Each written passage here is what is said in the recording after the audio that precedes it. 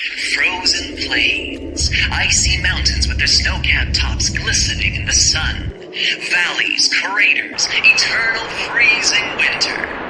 Wow. Hello there, Pluto. At first sight, it looks like a paradise for adventurers who love skiing, snowboarding, and all the other fun things you can do in snowy winter wonderlands. But the snow there is not like what you can find on the mountains of Earth. On Pluto, the mountain peaks are covered with frozen methane, while down here they're made of frozen water crystals.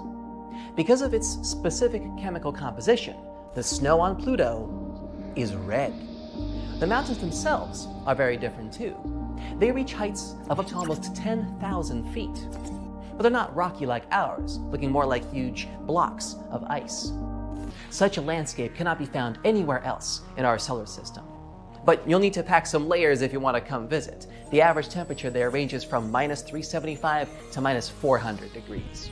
When taking a look at it from a distance, you can see it has some kind of big, heart-shaped thing on its surface, called the Tombaugh Regio. That's actually a vast plain the size of Oklahoma, or Texas, that's covered in nitrogen ice. Scientists discovered this heart actually makes the winds of the planet blow. Craters are also big here, sometimes more than 160 miles in diameter, and some of them show signs of filling and erosion. Erosion is when land is worn away by natural forces such as wind, water, and ice. It's the same process that formed many interesting things that you can see on the surface of the Earth, like valleys, coastlines, peaks, or mountains. The fact that some craters are there because of erosion tells us that tectonic forces must be slowly changing the surface of Pluto. 1/3 of its surface is water, but not the kind that we like to drink, more like a really hard frozen ice. Water is vital for the evolution of life, but not water that's this cold, so it's unlikely that any life has formed here. At least for now. But how do we know all these things about Pluto? Well, here's the basics. Astronomers discovered Pluto in 1930, and just like with plenty other moons and planets, they named it after a figure from Roman mythology, the ruler of the underworld. Pluto was considered the 9th planet of our planetary system until 2006, after which it was recategorized as a dwarf planet. Despite its recent demotion, it is still the largest and the oldest known object in this region of the Kuiper Belt, an outer shell full of other dwarf planets and icy bodies. New Horizons. That was the name of the very first space probe that astronauts sent to have a look at Pluto in 2006. It reached a distance of up to 7,800 miles. While there, it took some important photographs and collected lots of important information, and discovered some of the mysterious cosmic oddities found on the surface of Pluto. One interesting thing about this former planet is that it sometimes has an atmosphere and sometimes not. It has an oval-shaped orbit, which means, unlike most other planets, it doesn't travel around the sun in almost perfect circles. As a matter of fact, the sun is nowhere near the center of its orbit. When its orbit takes Pluto closer to the sun, the extra heat warms up a kind of thin atmosphere made primarily from nitrogen, an element our Earth also has in its atmosphere. Right after it's created, it gradually escapes Pluto's weak gravity. When the dwarf planet moves away from the sun, the atmosphere freezes and goes back to its solid state, falling back down to the surface of Pluto as nitrogen snowflakes. Pluto's interior is supposedly warmer than its surface. Some believe there's even an ocean deep underground. Despite being the largest known body in the Kuiper Belt, Pluto is still pretty small. It is smaller than the Earth's moon, around half the width of the United States. It has 5 spinning moons of its own, the biggest one half the size of Pluto itself. Our days last 24 hours, while one day on Pluto lasts 153. Earth needs 365 days to orbit the sun, while a year on Pluto lasts 248 Earth years. So, no birthdays there at all. It sits 3.6 billion miles from the sun, which is 40 times the distance of the Earth stands. If you were standing there, on Pluto, watching the night sky, you'd see the sun as just one small distant star, indistinguishable from the rest. Since Pluto has been demoted, Neptune is now the most distant planet of our solar system. It's also pretty fascinating. It's actually a huge ball of ice and gas. Yes, it's the densest gas giant in our solar system, but you still couldn't stand or walk on its surface. You would simply sink in. But if you could stand, you'd notice that the gravity force is similar to what we have on Earth. Despite its impressive size, though, Neptune is not visible to the naked eye from here. It's the windiest and coldest planet. And 1 year there lasts 165 Earth years. Still no birthdays. It takes more than 4 hours for the light coming from the sun to reach Neptune's surface. Our next gas giant is Uranus. 1 year on Uranus lasts 84 Earth years, so you can maybe get one birthday in there, but you better make it count. Just like Neptune, Uranus can't be seen without the help of advanced technology. The rest of the 6 planets can. But you can still see all 8 of them with binoculars or a smaller telescope. Now, pause the video, see if you can make your astronomy teacher proud, and try to remember which planet comes next in order from furthest to closest to the sun. You got it? That's right, it's Saturn. A+. Saturn is the 2nd biggest planet of our solar system, right behind Jupiter. And another gas giant where you'd sink in if you tried to walk on it. It's so gassy, you could put it in a lake and it would float. They call it the jewel of the solar system because it has a big ring system that kind of looks like a crown.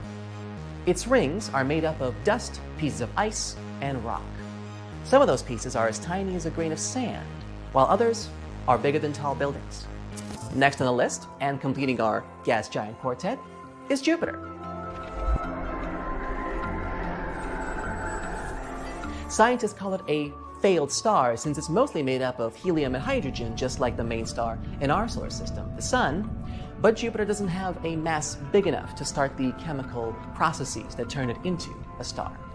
However, it is still the 5th brightest object in the solar system, right behind Mars. You probably have seen it when stargazing sometime, you just had no idea what it was. Okay, picture all the other planets combined and double their mass. That's a lot of mass, but Jupiter still has more mass than that. It's also the fastest spinning planet, so it takes only 10 hours to complete a full rotation on its axis. Our day lasts 24 hours. Imagine how it would look like to squeeze sleep, work, family, friends, hobbies, movies, all that in just 10 hours. I guess I'd have to sleep once every other day if I lived there.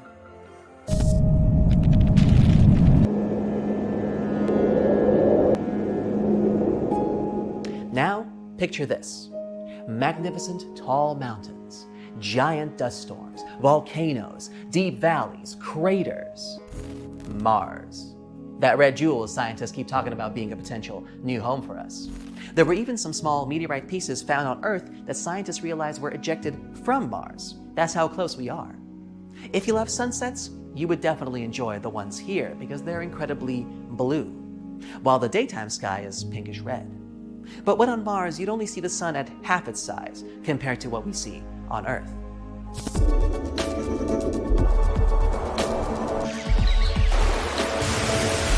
And of course, there's Earth itself. Seas, mountains, valleys, waterfalls, and of course, life. For 4.5 billion years, Earth has been home to so many different kinds of organisms that have lived, died, and lived again. And even though we know so much about our homeland, there's always something new to discover each and every day. The next planet, Venus, is the champion of superlatives. The hottest surface, the closest planet to the Earth, the biggest number of volcanoes, 1,600. If you compare it to other planets to our solar system, the brightest planet, with reflective clouds that make it so shiny you can see it from the surface of Earth. Oh yeah, and the slowest spinning body as well. It takes 243 Earth days for Venus to make just one single turn. You could literally walk faster than the planet's rotational speed. Venus also goes in the opposite direction of Earth, so sunsets there are set in the east, sunrises in the west. And last, but not least, Mercury. It doesn't have any moons or rings, and it's the smallest planet in our solar system. A year there lasts only 88 days. So get ready to expand that birthday budget.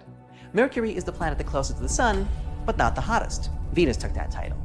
Mercury is not the hottest because there's no atmosphere to trap the sun's heat there. But it does have wrinkles.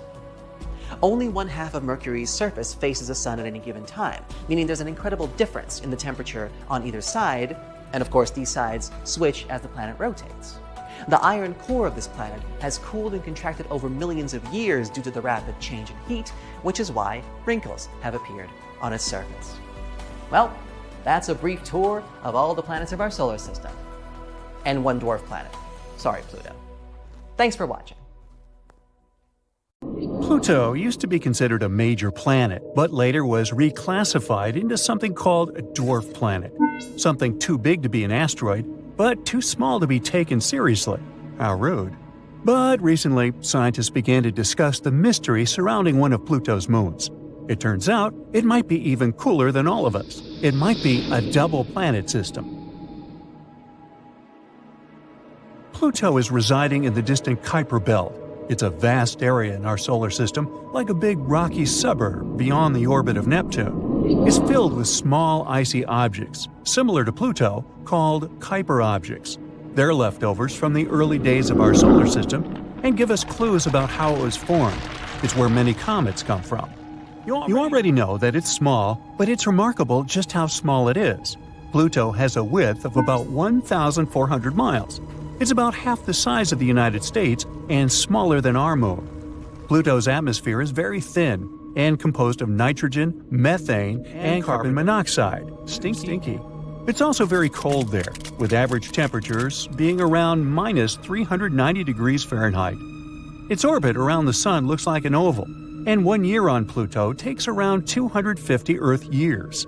Pluto also shows a strange and unusual retrograde rotation because it's tilted on its axis, which means that it spins on its side. If you were standing on Pluto, you'd see a lot of high, icy mountains, valleys, plains, and craters. The sun would be very dim and far away, and it would always look like twilight.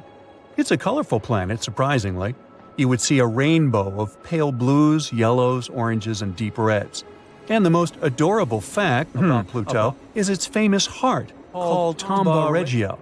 Pluto was discovered super late in the 1930s, later than the rest of the planets.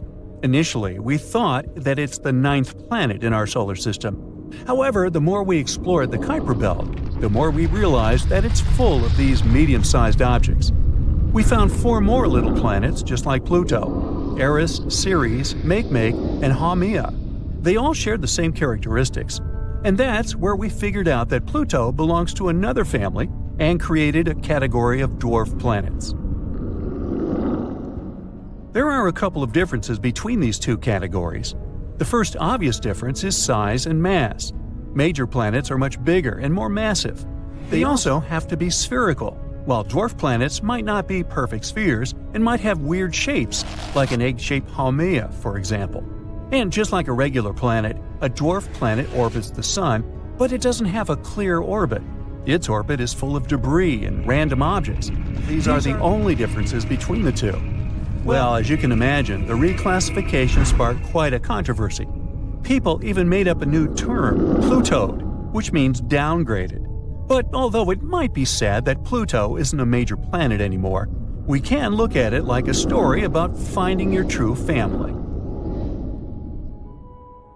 And finally, while standing on Pluto, you would see its 5 moons: Styx, Nix, Kerberos, Hydra, and the most mysterious one, Chiron, also pronounced Charon. So you can pronounce it however you like. I'm going to go with Charon. Now Charon is Pluto's largest moon. It was discovered in the 70s thanks to NASA's spacecraft called New Horizons. The spacecraft took a picture that revealed a moon with a strange and fascinating huge red-brown spot on its surface. It's a vast canyon dwarfing the Grand Canyon. It seems that both Pluto and its moon can boast interesting formations on their surface. The thing about Charon is that it's very big for a moon. It's about half the size of Pluto.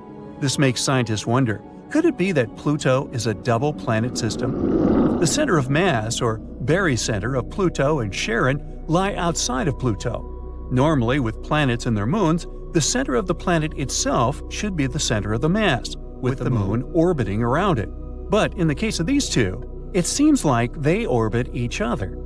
Binary objects are quite common in the universe. These cosmic pairs form just like our moon, from giant impact events. But double planets are exceedingly rare, and we haven't discovered any double dwarf planets yet.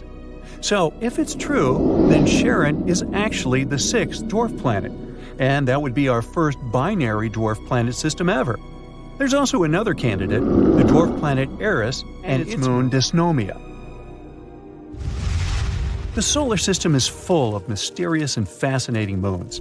So fascinating that some of them might not even have actual life on them. We've been talking about microscopic life in space for a while now. The debates about whether we found some organic fossils on Mars or not have been going on for decades. With the development of our technology, we're finally getting onto something. Meet Enceladus, who has stolen the spotlight since NASA's Cassini probe arrived there. Enceladus is covered in a sort of snowy blanket, which is why it's so unusually bright and has some snow-covered craters. It's small, only about 310 miles, and is mostly composed of simple rock and ice. But in 2004, we found plumes of water bursting out from this moon's south pole, which means that there's liquid water beneath this moon's icy surface. It's probably because of Saturn and its other larger moon, Dione. Their gravitational dance creates tidal forces that keeps Enceladus warm and lively. All this means that Enceladus is now a top candidate in the search for life within our solar system. Of course, life requires more than just water, and we won't find any animals there or anything like that. But we might find some microscopic organisms, and that's awesome too. In fact, Saturn is winning the lottery when it comes to life candidates. For example, scientists have a wild idea that Titan, another of its moons, might be home to extraterrestrial life as well. Titan is a frosty moon, chilling at about minus 290 degrees Fahrenheit. Surprisingly, it has some lakes on its surface. But don't imagine your typical water bodies. These lakes are believed to be filled not with water, but with liquid ethane or methane. Back in 2005, NASA discussed that there might be life munching on chemicals like acetylene or hydrogen in Titan's lakes. And then, in 2010, NASA investigated this moon some more. They found missing hydrogen and acetylene on Titan's surface, hinting at the possibility of something eating away at these substances. That's why some scientists dare to imagine methane-eating beings in Titan's freezing lakes. Moreover, they suggested that if these creatures exist, they probably have much larger cells than animals on Earth. What we could find there is something much bigger than a simple microbe, even something like a small animal. But Saturn isn't the only lucky one. Triton is Neptune's biggest moon, and you guessed it, it's another life candidate. It's an icy world with frozen nitrogen all over its surface and a crust made of water ice, again super chilly. However, Triton is a hotspot for geologists because it's one of just 5 moons in our solar system that likes to show off with its active geysers. It's shooting nitrogen gas up into space. That would be a cool show if we could see that. These geysers mean that Triton has some secret source of warmth, which means that, just like with Enceladus, there might be some liquid water underground on Triton. And if this cozy spot for life does exist, we might find some organics there. Unfortunately, sending a mission to explore these celestial bodies isn't easy. The only spacecraft we've sent so far was our Voyager 2 in 1989. We need more time, money, and technology to develop spacecrafts that would be able to travel far and investigate the area beyond Mars. And even if we do, it'll take decades for this spacecraft to reach these places. In any case, let's hope that during the 21st century, we'll finally be able to fully explore our solar system and all its mysteries.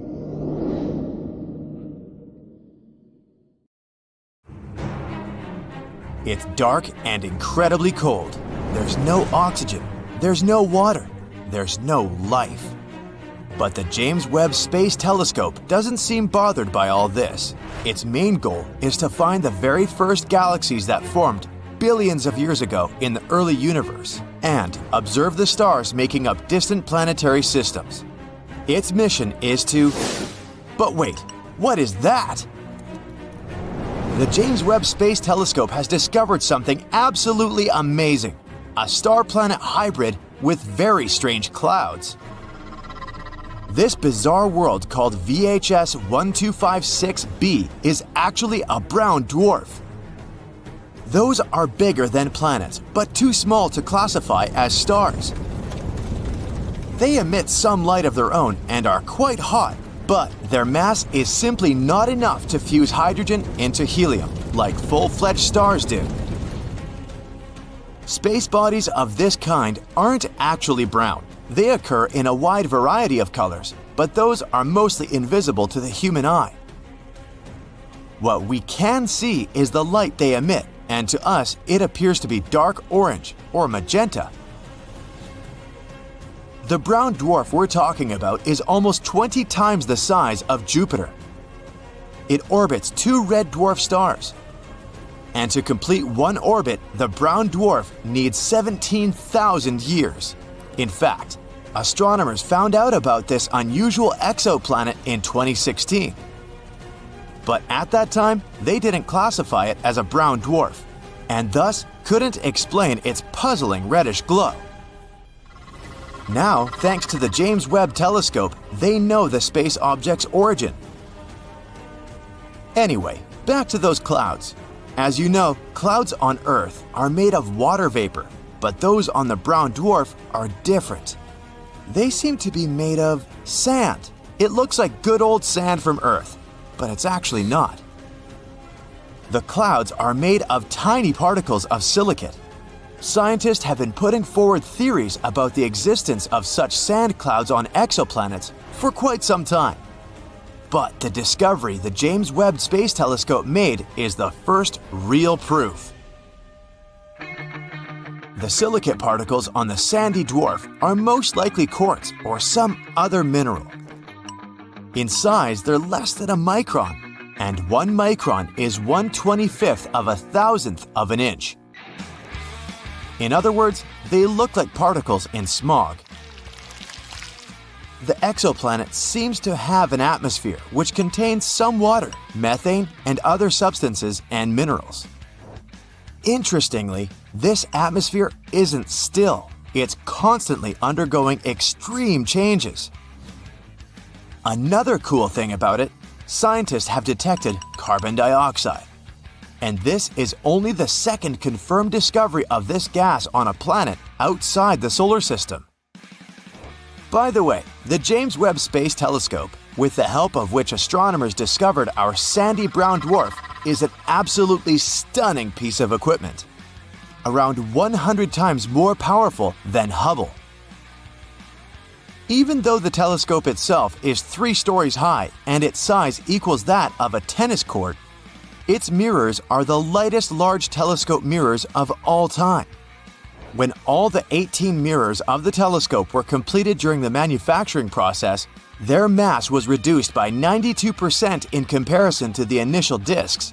Each mirror weighed a mere 44 pounds.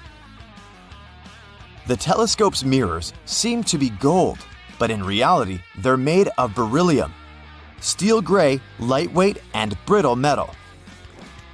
There is indeed a gold coating on each mirror, but they can't be produced entirely out of gold since this material tends to expand and contract even with small temperature changes.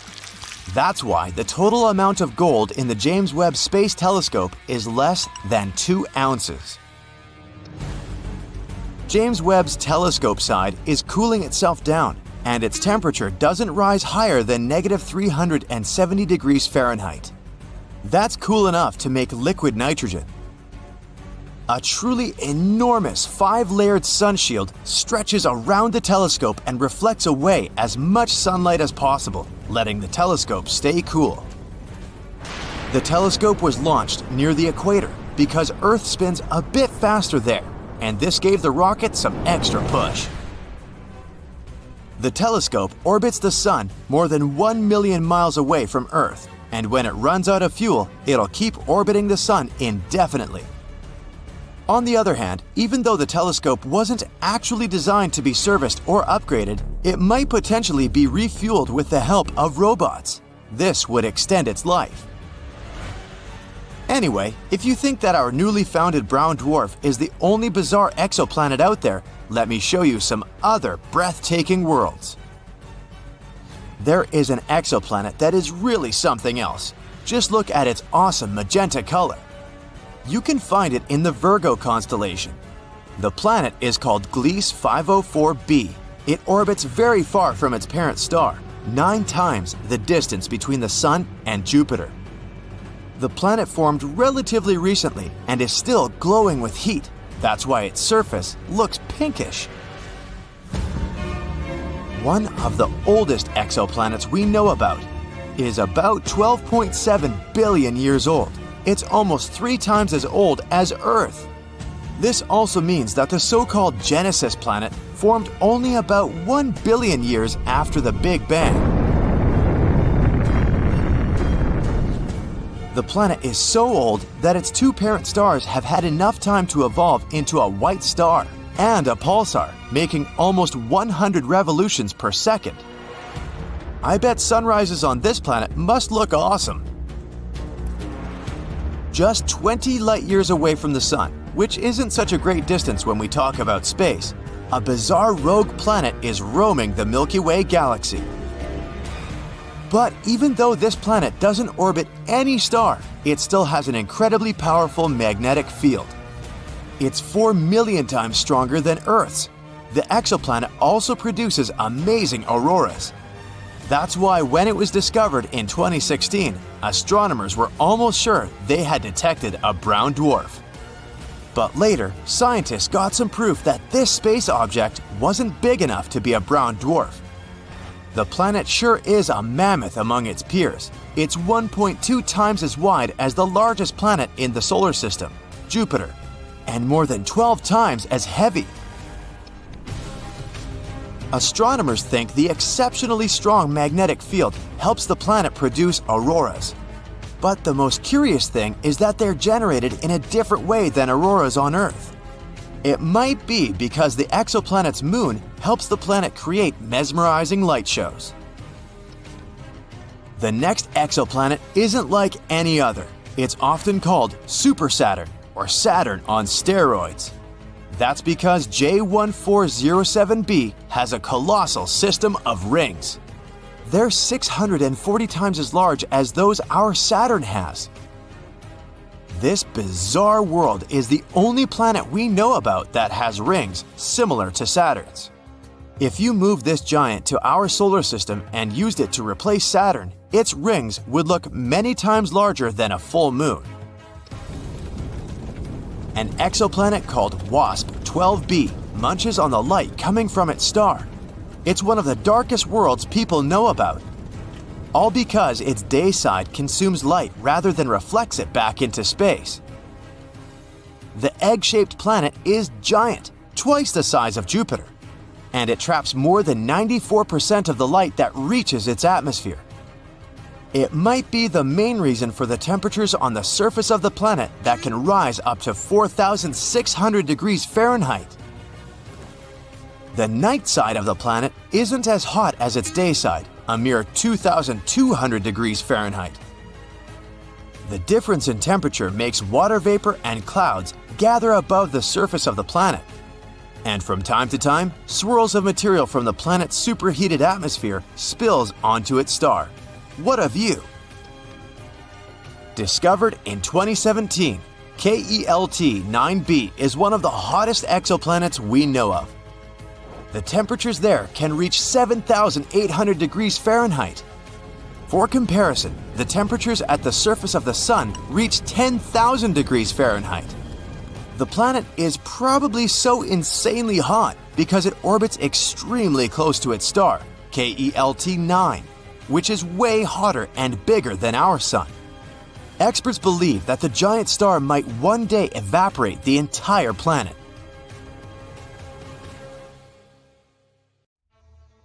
It's been more than a year since the James Webb Telescope, which had taken over 20 years to complete, was launched. And for such a relatively short time, the ultra-modern and most powerful in history piece of equipment has already made plenty of discoveries. By observing the universe at infrared wavelength, James Webb lets us see things no other telescope has ever shown before. The primary goal of this incredible piece of equipment is to study the formation of galaxies and stars that appeared in the early universe. For example, look at the closest to us stellar nursery, a region of space where new stars get born. NASA has shared an image from James Webb that shows a small star-forming region. If you look at the picture attentively, you'll see jets bursting from infant stars. Around them, different colored clouds of cosmic dust are colliding with one another. The view is mesmerizing. The red dust consists of molecular hydrogen.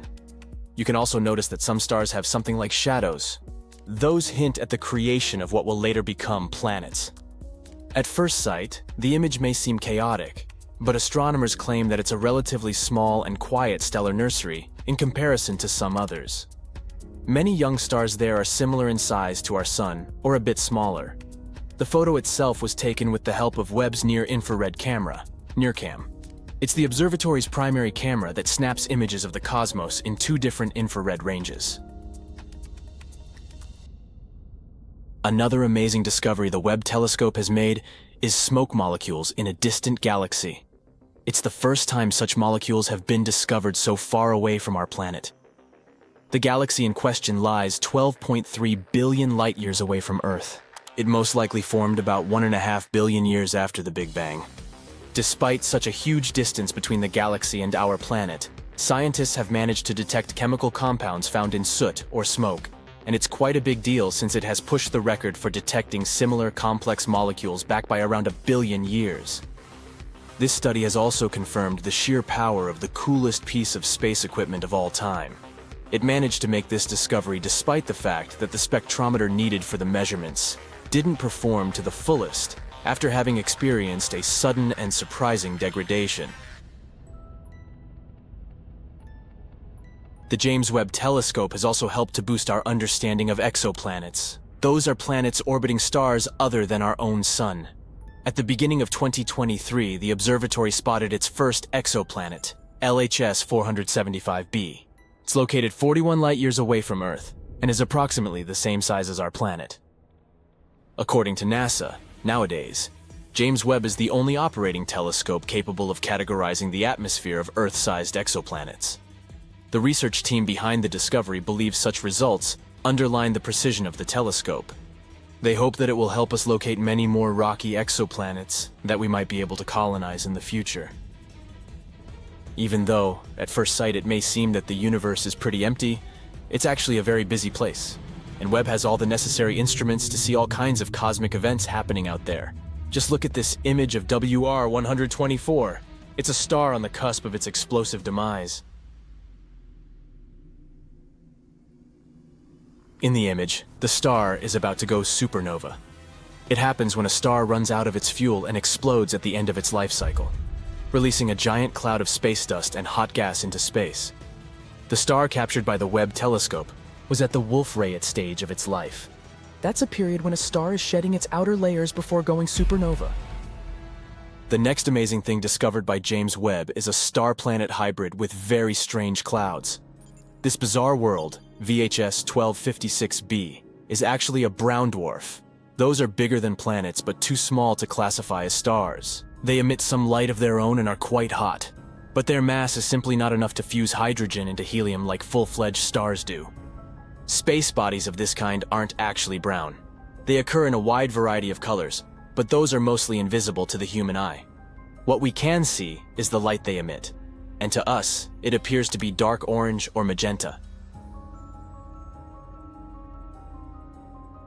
The brown dwarf discovered by the Webb telescope is almost 20 times the size of Jupiter. It orbits 2 red dwarf stars, and to complete one orbit, it needs over 10,000 years.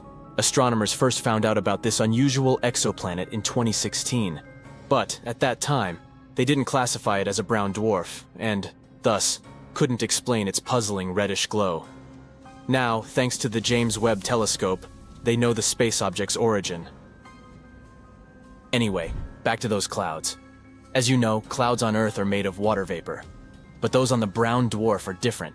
They seem to be made of sand. It looks like good old sand from Earth, but it's actually not. The clouds are made of tiny particles of silicate. Another recent discovery involves several large galaxies that scientists believe were born not long after the Big Bang. They aren't supposed to be there, and no one expected to find them. But the James Webb Space Telescope has spotted them. These galaxies, as massive as our home Milky Way, are full of mature red stars. Astronomers have analyzed the light coming from them and estimated their age 5 to 700 million years after the Big Bang. It means that they came into being when our universe was very young, almost a baby. But the most bizarre thing about these galaxies is their tremendous size and the age of the stars dwelling there. The data received by the telescope don't coincide with the existing ideas about what the universe looked like and how it evolved in its early years. It also doesn't match the earlier observations made by Hubble. And here, James Webb has captured a distant region of space in unprecedented detail. This section of space is known as Pandora's cluster. In the image, you can see 3 massive clusters of galaxies coming together and forming a megacluster. The combined mass of these clusters acts as a powerful gravitational lens. And thanks to this natural magnification effect, scientists can see other galaxies in the region.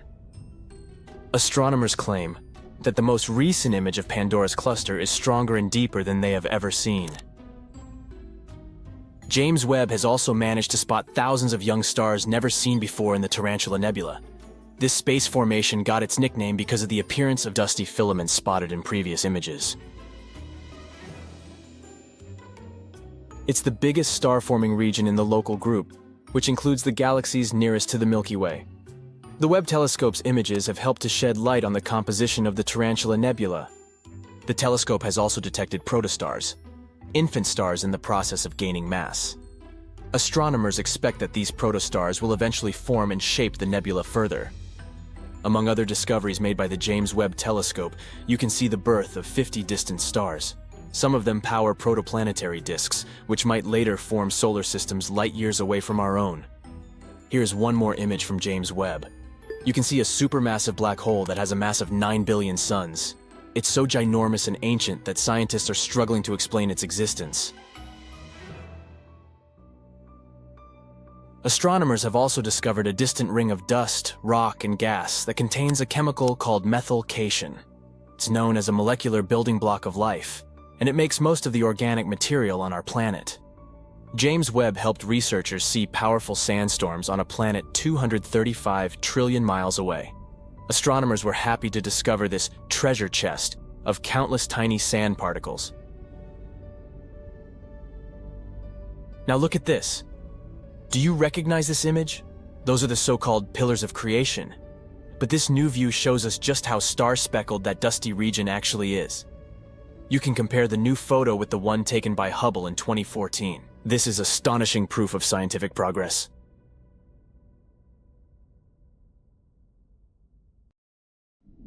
Very recently, astronomers have found 3 potential super-Earth planets orbiting a somewhat close orange dwarf star. The term super-Earth is used to describe a planet beyond the solar system with a mass higher than that of Earth, but below those of the ice giants of the solar system, Uranus and Neptune. An international team of researchers, led by Dr. Shweta Dalal from the University of Exeter, found that the exoplanets were orbiting star HD 48498, which is located around 55 light-years away from Earth. The planets travel around their star in 7, 38, and 151 Earth days, respectively. The study describing these findings appeared in the journal MinRes on the 24th of June, 2024. The coolest thing here is that the outermost exoplanet candidate orbits in the habitable zone of its host star, and the conditions there might be comfortable enough for liquid water to exist on the surface without boiling or freezing. Such habitable regions around stars are also known as the Goldilocks zone and are believed to be ideal for potentially supporting life. Another reason this discovery is so important is that the orange host star is like our Sun. But since it's an orange dwarf, it produces less radiation than our yellow dwarf star. It's also the closest planetary system to host a super-Earth in the habitable zone of a Sun-like star, which makes this discovery super exciting. It can help us move forward in our quest to locate habitable planets around solar-type stars. Who knows? Maybe this planet will be our new home one day. These potential super-Earths were detected thanks to the HARPS and Rocky Planet Search Program. Throughout a decade, the team taking part in this research has collected nearly 190 high-precision measurements using special equipment. By analyzing the spectrum of light coming from a star, astronomers can figure out whether it's moving toward us, this is known as blue shift, or away from us, that's what we call red shift. And still, to make sure their findings were correct, the team used lots of different methods and comparative analysis. Everything confirmed their conclusions. There indeed are 3 planetary candidates with minimum masses ranging from 5 to 11 times the mass of our home planet. The team also believes that the proximity of the star, together with the outermost planet's favorable orbit, can make this system a great target for future studies. Hopefully, further research will open doors for our understanding of planetary systems and the potential of life outside our solar system. Scientists have already discovered more than 5,000 exoplanets, which are planets outside the solar system, since the first such world was confirmed orbiting a Sun-like star in 1995. To find those distant planets, astronomers use different equipment, like NASA's Kepler Space Telescope, launched in 2009. Its mission was to find as many Earth-like planets dwelling in the Milky Way galaxy as possible. But it's not the only instrument used for searching exoplanets. Anyway, now let's look at the most exciting and promising of these worlds. Gliese 667 cc is a mere 22 light-years from Earth.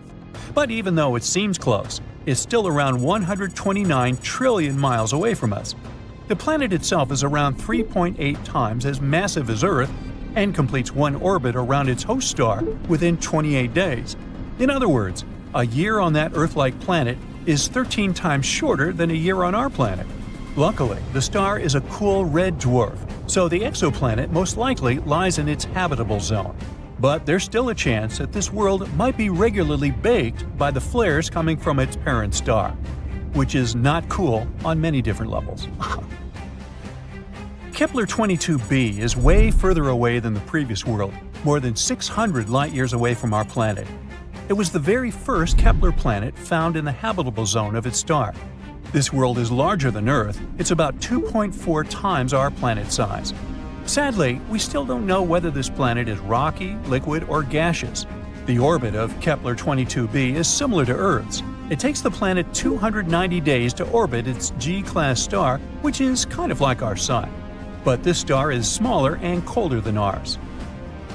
Another Kepler planet, this time it's Kepler 69c. It lies a whopping 2,700 light-years away from us. This world is also almost 70% larger than Earth. Researchers know nothing about its composition, but they found out that the planet needs 240 days to complete one orbit. This makes its position in its system like that of Venus in our solar system. At the same time, this world might be more habitable than Venus since its host star is a bit less luminous, 80% of our Sun. TOI 733b is a recently discovered world. It was found in 2023. It's out there, 245 light-years away from Earth, and needs just 4.9 Earth days to complete an orbit around its star. But the coolest thing about this planet is that it might have a massive ocean. According to scientists, the planet is likely to be completely covered with water. Does that mean there could be life on this super-Earth? Time will tell. GJ 1214b is located 48 light-years from Earth. This planet is a super-Earth, almost 3 times bigger in diameter and 8 times heavier than our home. It orbits around its red dwarf star faster than you can binge-watch your favorite series, finishing a complete loop every 38 hours. But it's not just the planet's size or orbit that's out of this world. It's pretty hot out there, with mind-melting 450 degrees Fahrenheit. But the coolest thing is that this planet is practically drowning in water. The sizzling temperatures and crazy high pressures on JG 1214b create some cool materials like hot ice and superfluid water. Superfluidity is something that happens in liquid helium when it's almost as cold as it can get. On Earth, water totally missed the memo about being superfluid because it needs ridiculously low temperatures and off-the-chart pressures to pull off that trick. Still, there's not much use in superfluid water. Even if you try it, you'll just get dehydrated. The super-Earth that's closest to us was discovered in 2016, and it's called Proxima Centauri b. It's located a mere 4 light-years away from Earth and has a mass remarkably similar to that of our planet. A year on Proxima Centauri b is short. It only takes the planet 11.2 days to complete a circle around its central star. Scientists discovered this world after they noticed that its parent star was slightly wobbling. They hadn't been sure what exactly had been happening there until they realized Proxima Centauri b's gravity probably produced pulls and tugs that caused these wobbles.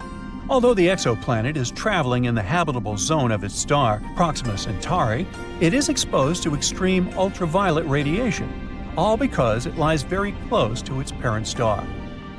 Also, none of the telescopes that are currently working and exploring exoplanets are positioned well enough to capture the light from the atmosphere of this super-Earth. Most things there are still a mystery to us, even though we're talking about a planet that's really close. Super-Earth TOI 715b orbits a red dwarf, a star smaller and cooler than our Sun. At the moment, such stars remain prime candidates for finding habitable planets orbiting them. Those miniature rocky worlds have far closer orbits than those circling around stars like our Sun. But since red dwarfs are small and cool, the planets don't risk anything when crowding closer. They're still safely within a star's habitable zone. Experts say that TOI 715b might have once had an atmosphere thicker than that of Neptune, and now the planet could be in a transition state where it's losing its atmosphere. To confirm this suspicion, scientists need to do more research, and they might finally learn whether this planet is a watery terrestrial planet. A new super-Earth has been spotted by astronomers, and it's quite intriguing. This planet, called TOI 715b, is about 1.5 the size of Earth, which is why it's called the super-Earth. It's also relatively close to us in space terms, only 137 light-years away. For comparison, most exoplanets are hundreds of light-years away, and all the interesting stuff, like black holes and nebulas, are usually more than thousands of light-years away from us. So, could it be habitable? The habitable zone is an estimate of where a planet might have the right conditions for liquid water. This is what we call some distance from the star where the temperatures on the planet should be okay-ish and water should stay liquid on its surface. It's not super precise because it depends on a bunch of factors like the type of star, how reflective the planet is, its size, and so on. Also, just being in this zone isn't enough for water to actually be there. The planet also needs the right kind of atmosphere and a few other things. So, we invented a stricter definition in 2014, the conservative habitable zone. It's a more precise term defining the best candidates that have liquid water. Otherwise, we get too many potentially habitable planets that are not actually habitable at all. The CHZ is based on how much energy a planet gets from its star compared to Earth. If a rocky planet gets between 40 to 85%, it's considered to be in the CHZ, no matter how far away it is from its star. These planets have a higher chance of being habitable. And yes, TOI 715b is located there. This super-Earth orbits the M-type star, also called red dwarf. It's a star that's much smaller and cooler than our Sun, about a quarter of the Sun's size and mass. But if the planet is located in the habitable zone, it's actually a better option for life. Red dwarfs live much longer than our Sun, a yellow dwarf. This also means that they have more time to form little creatures on their planets. And this red dwarf really is older than our star. Our Sun is 4.6 billion years old, and this star is 6.6 billion years old, give or take a few hundred million. It doesn't have much magnetic activity, so it's not dangerous.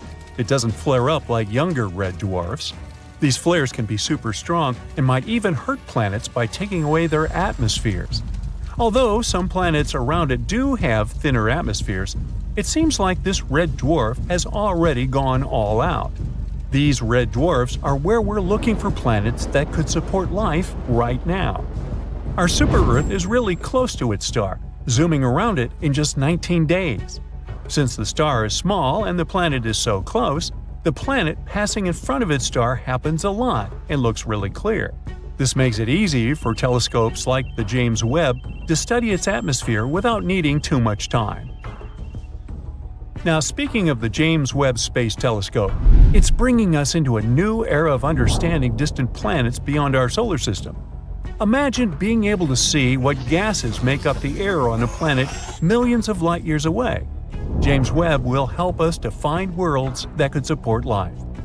Right now, it's trying to figure out whether TOI 715b has an atmosphere.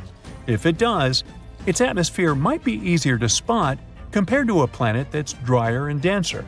And then we might get even more height because it would look like a good place for life. On top of all that, there might be another planet in this system, also in the habitable zone.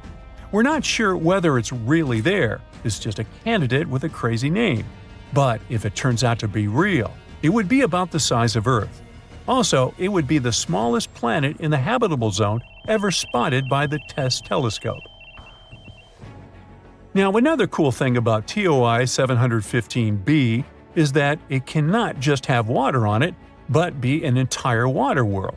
An ocean planet is a type of planet that has an ocean covering its surface or has subsurface oceans. They might not have much dry land because the water can cover everything. Sometimes the entire planet can be covered in other liquids, like lava or ammonia. When it comes to planets outside our solar system, we can't see surface water directly with our current technology. Instead, scientists look for water vapor in the atmosphere as a hint there might be liquid water below.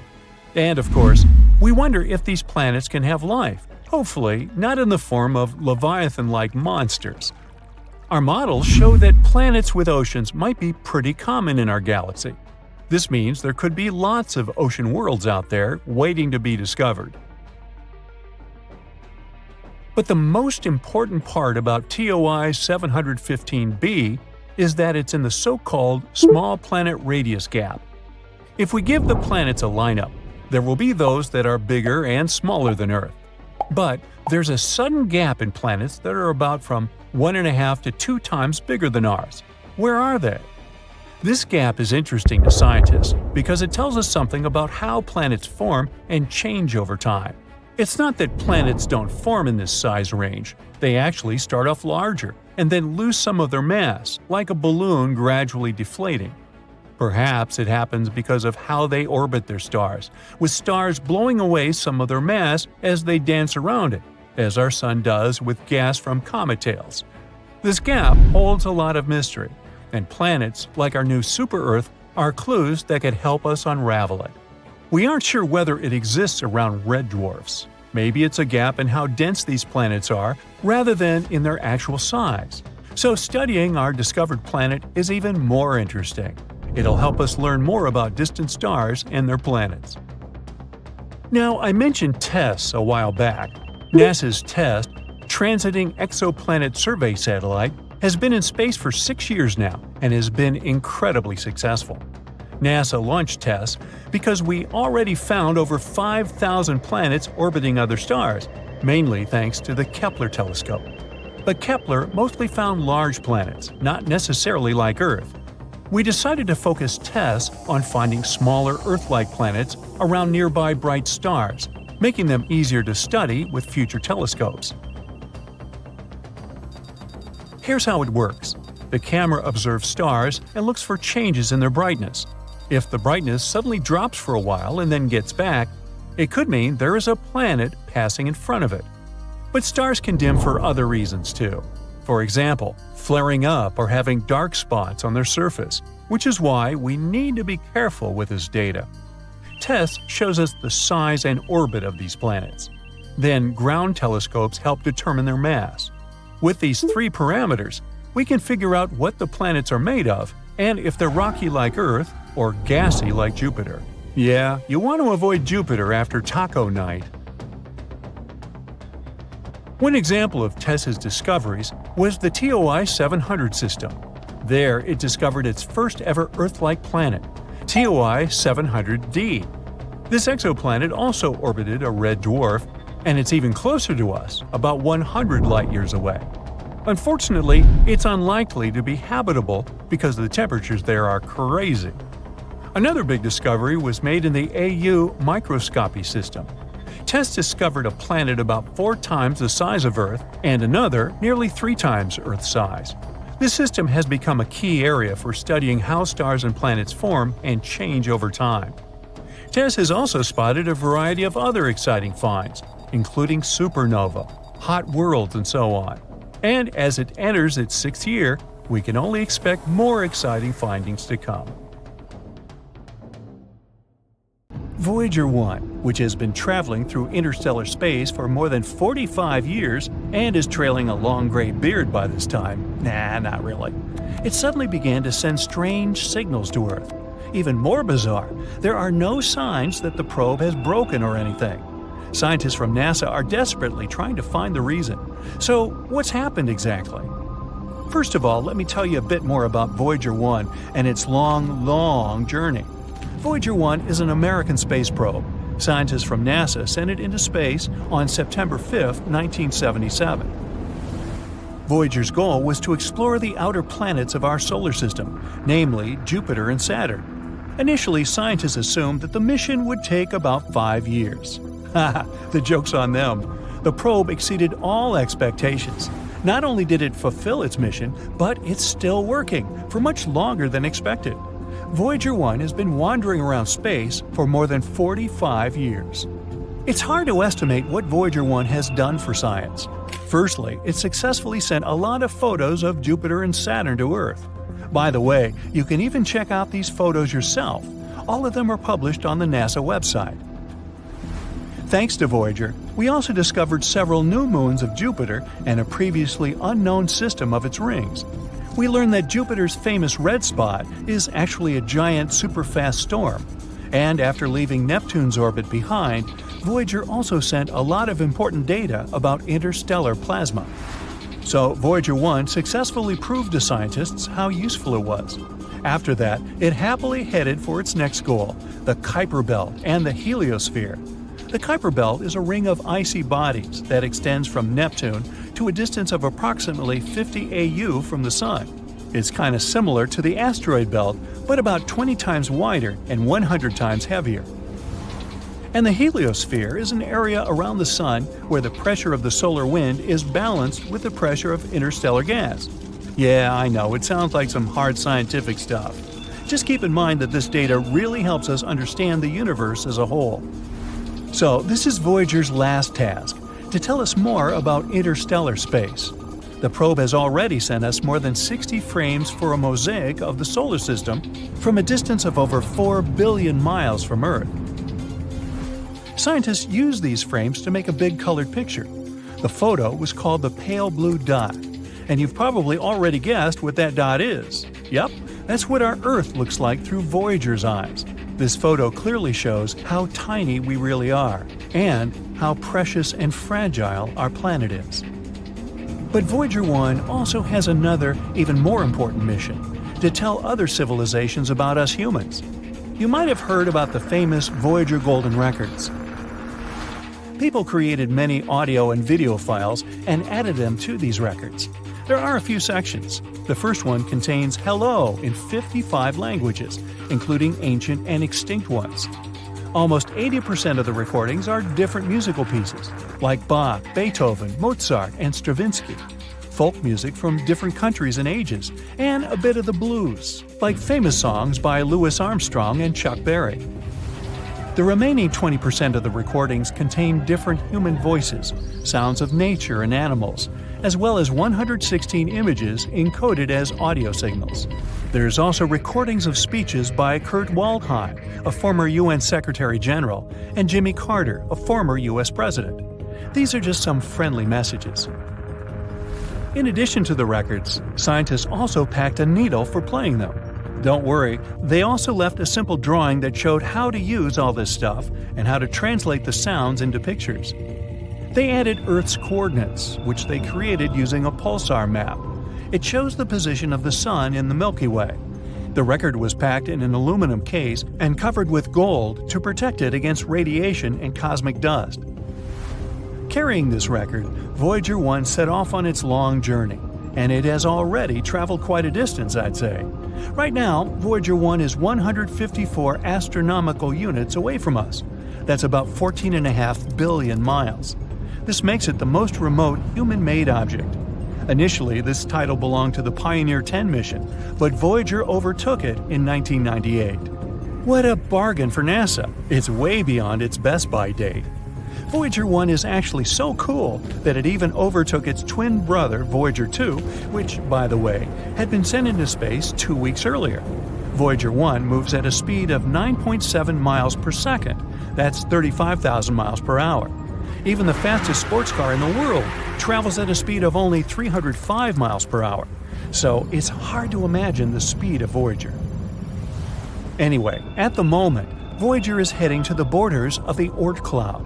That's the name of a hypothetical layer of icy objects surrounding the solar system. Astronomers haven't confirmed its existence yet, but they're almost sure it's there.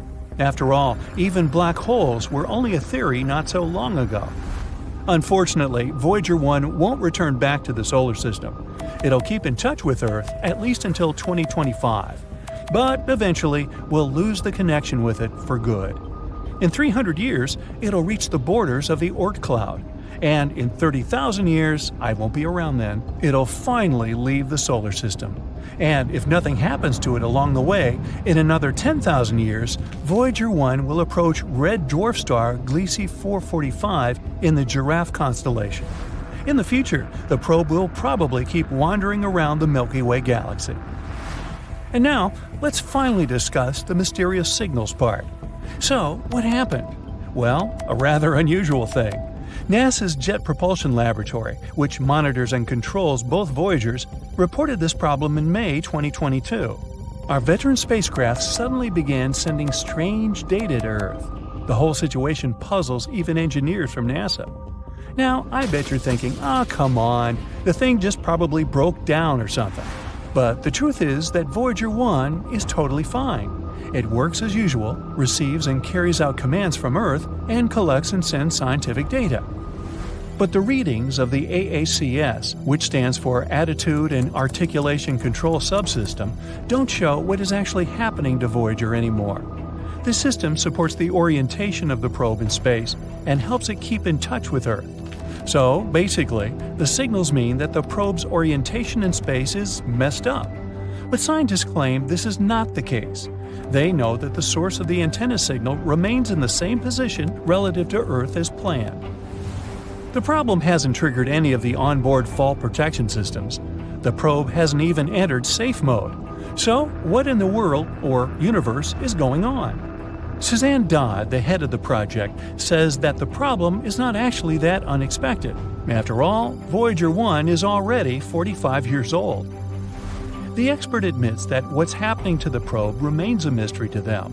They don't know exactly where the incorrect data is coming from, and it's unclear how this will affect the operation of Voyager.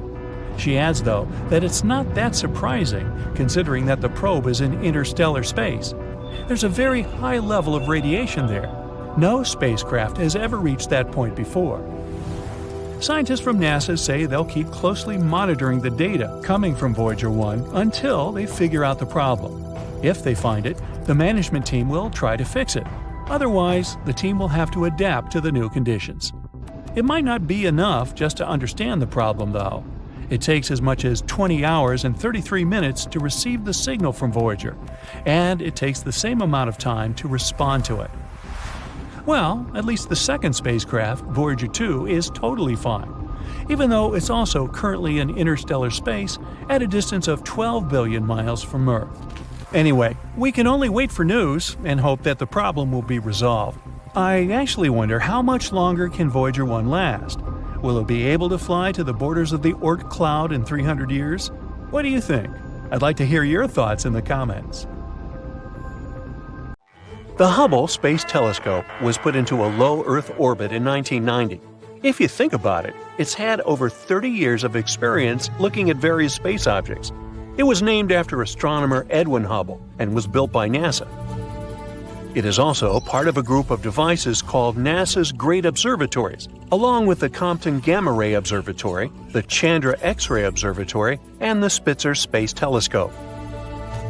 The Hubble Space Telescope was built to explore the universe and answer some of its biggest questions, such as how galaxies form and evolve, and how the universe itself has changed over time. The telescope has made many important discoveries, including providing evidence of the existence of dark matter and helping to determine the rate of expansion of the universe. One of the most famous images taken by the Hubble Space Telescope is the Pillars of Creation. It's a photo of a region of the Eagle Nebula, where new stars are born. The photo, which was taken in 1995, shows massive pillars of gas and dust towering above the nebula. It has become one of the most iconic images of the universe. The Hubble Space Telescope continues to operate and make important scientific discoveries, despite some initial technical difficulties. In 1993, a problem with the telescope's main mirror was discovered, which affected its ability to focus light properly. A repair mission was sent to the telescope in 1994 to fix the problem, and since then, the telescope has continued to work perfectly. One of the more interesting discoveries made by this amazing telescope is actually pretty recent.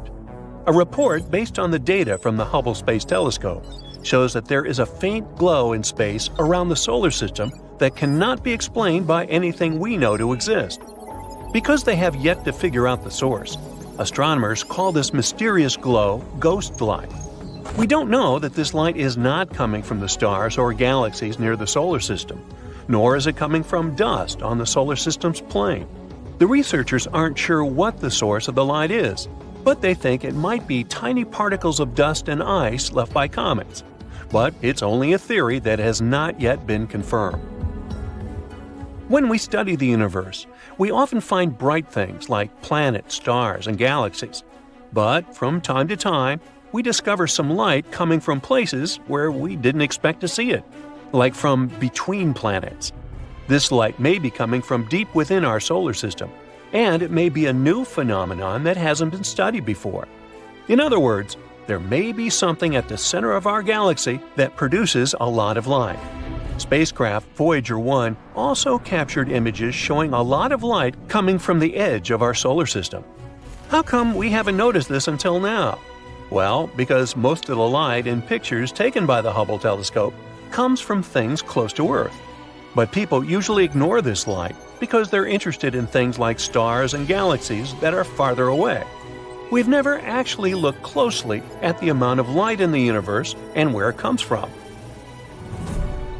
Scientists have been using the Hubble to find faint galaxies that may have been missed before and which may be the source of this dim glow. They found that there are not enough such galaxies to account for extra light in the sky. It's not a lot of light, though. It's like the glow from 10 fireflies. But it doesn't make it less important. It shows that we may be missing something. Let's look at some other important discoveries we've made with the help of Hubble. Like dark matter, which we can't see but know is there because of its effect on gravity. It makes up for about 23% of the universe. By looking at how it affects light, the Hubble telescope helped make 3D maps of where dark matter is.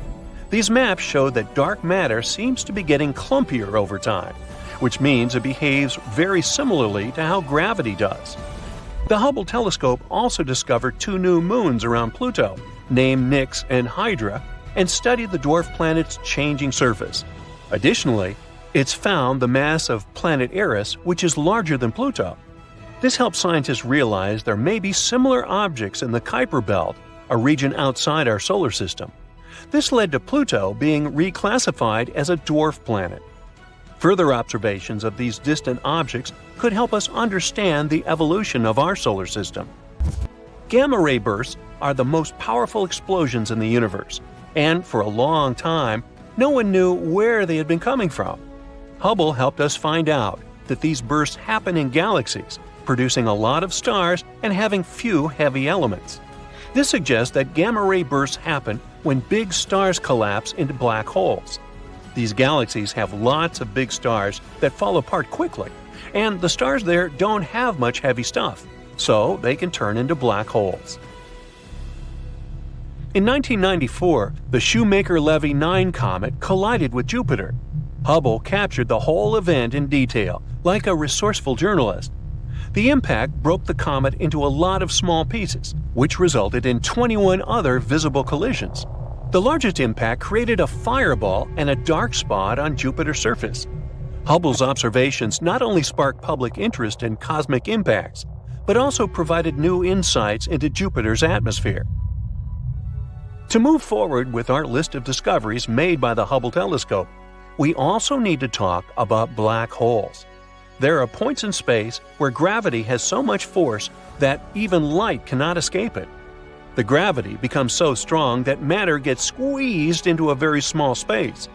We know that this can happen when a star, like the Sun, nears the end of its life. At the beginning of its life, a star's hydrogen ignites in its dense hot core. Because of gravity, it tries to draw its own mass into a tiny point. As long as it has the energy generated by the hydrogen fusion, it also pushes outward. If we look at it this way, the life of a star depends on a delicate balance between these forces, and it can last millions or even billions of years. Once that energy is exhausted, the only force remaining is that of gravity. So, some stars become black holes. Since light itself cannot escape its pull, we can't visualize black holes. For the human eye, they are invisible. We need special tools and unique telescopes to help us point them out in the universe. Hubble found that most galaxies with a central bulge of stars likely have supermassive black holes. It also noticed a strong connection between the size of these black holes and their host galaxies, which might help us understand how the universe has changed over time. Then, what is a supermassive black hole, you might ask? Go ahead, ask it. It is a very large black hole that is typically found at the center of a galaxy. It is millions or even billions of times more massive than our Sun. These black holes are so powerful that they can swallow stars and even entire galaxies. Scientists are still exploring these mysterious objects, but they believe that they play a crucial role in the formation and evolution of galaxies. Now, before Hubble, we really didn't know how old the universe was. It often led to weird paradoxes, like the one where stars discovered by astronomers were older than the universe itself. But by figuring out the approximate rate at which the universe is expanding, Hubble helped us narrow down its age, which is about 13.75 billion years. Trying to figure out the exact age of the universe is an important question. That's because most astronomers think that the universe has not existed forever, but appeared in one really hot and dense fireball called the Big Bang. I wasn't around then. The hunt for interesting exoplanets and life forms somewhere out there in the vast expanse of the universe keeps going. No stopping here. We're basically searching for a second Earth, a planet that's similar to our home, and where we could finally find some space friends. Hey, we're not picky. Any form of life is fine, even some bacteria-sized organisms. And this search has mostly been going on in the habitable zone around other stars. We call this the Goldilocks zone. That's a region where conditions are barely just right for liquid water to exist, whether we're talking about the surface of a planet or a moon. The hotter the star, the more space we get to explore, because its habitable zone spreads far away. And in terms of endless space that we yet know so little about, that's a lot of work. That's why we're fans of red dwarfs. There are hundreds of billions of stars in our galaxy, and probably around 80% of them are red dwarfs. These tiny stars are much cooler than our Sun.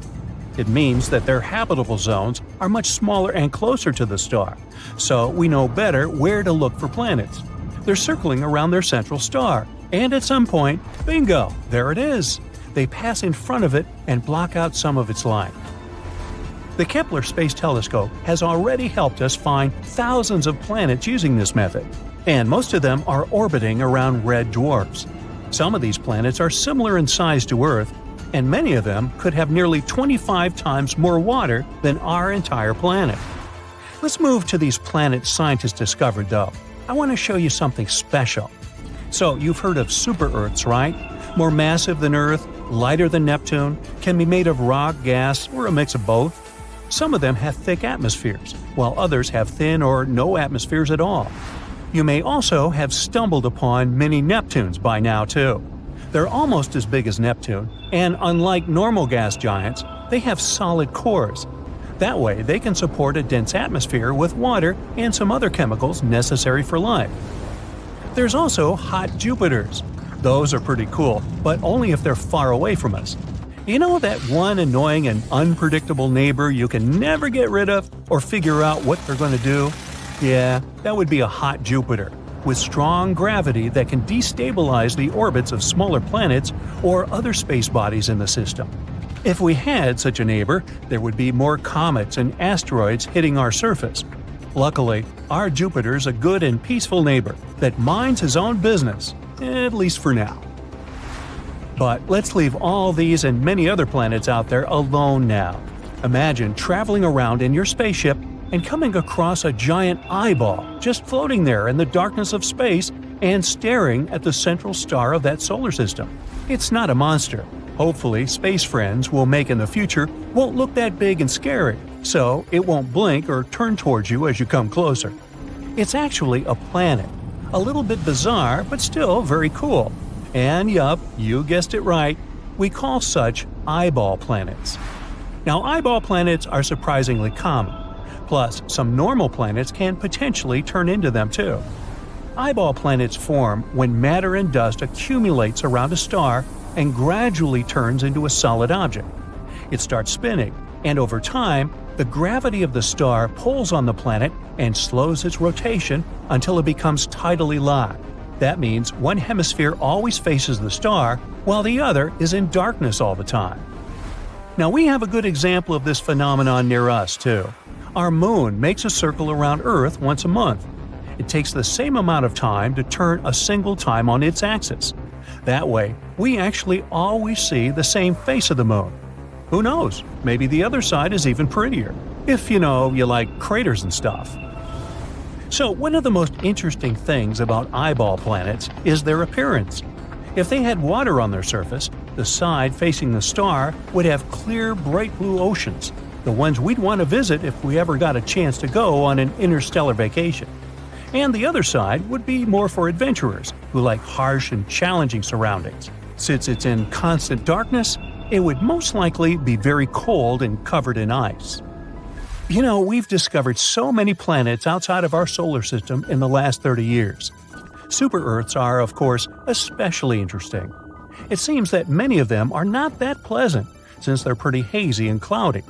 It means it's harder to spot any life there. But some scientists still think they're promising spots when it comes to finding life beyond our solar system. Eyeball super-Earths would be a good start. These planets are probably covered in large oceans. On the cold half, where the eternal night reigns, you'd experience Arctic conditions. I feel cold just looking at this. But the day side is my jam.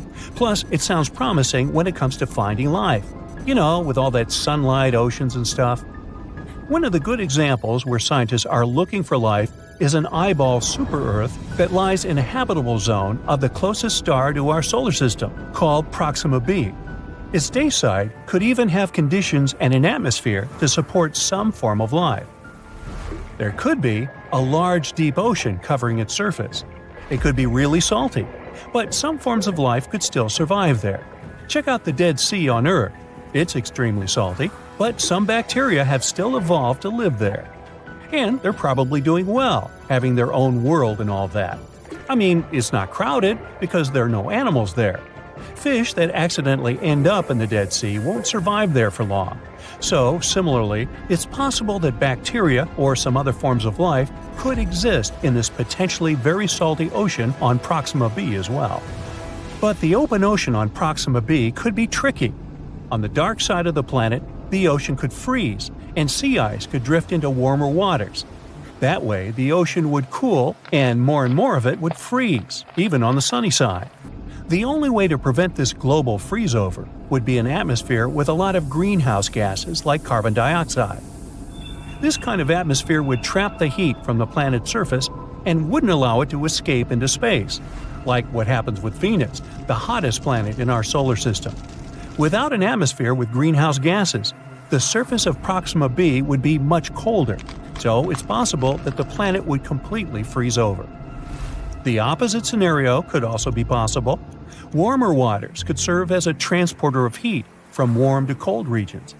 We don't know much about the conditions on the planet yet, so Proxima b could range from a frozen wasteland to a hot, hazy world, depending on many factors. So yeah, an eyeball planet within the habitable zone sounds promising, but its surface can still wildly range from a frozen desert to an endless ocean.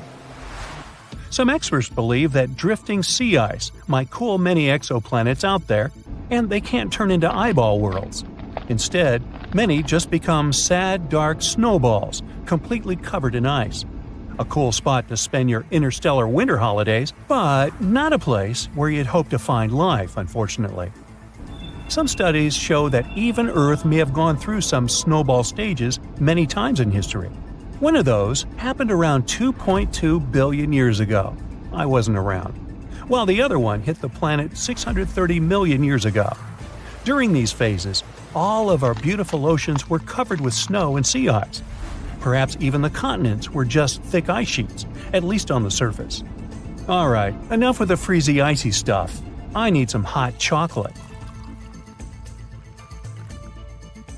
3, 2, 1, 0. In 1977, NASA sent the Voyager spacecraft to explore the outer parts of the solar system and the space beyond. And at one point, the probes ran into something totally nightmarish. A blazing wall of fire, measuring temperatures from 54,000 to 90,000 degrees Fahrenheit. Well, did the probes manage to survive these intense conditions? We'll find out soon. Meanwhile, there are several ways to think about where the solar system ends. One way is to say it ends where the planets stop. Another way is connected to the Oort cloud.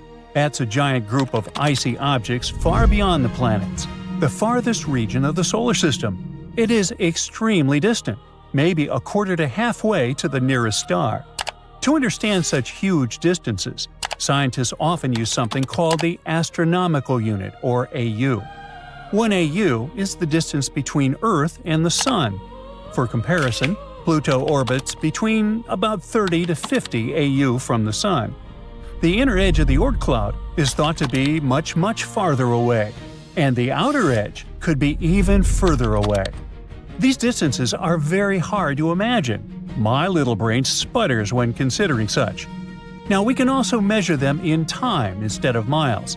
NASA's Voyager 1 spacecraft makes almost 1 million miles per day. At that speed, it would take about 300 years to reach the Oort cloud and maybe 30,000 years to reach its outer edge. Now, one more way to define the edge of the solar system is by the Sun's gravity. It might be the area where the Sun can still pull objects back toward it. And finally, we can define it by considering the heliopause, the boundary where the Sun's influence ends. You see, the Sun constantly sends out charged particles in a flow called the solar wind.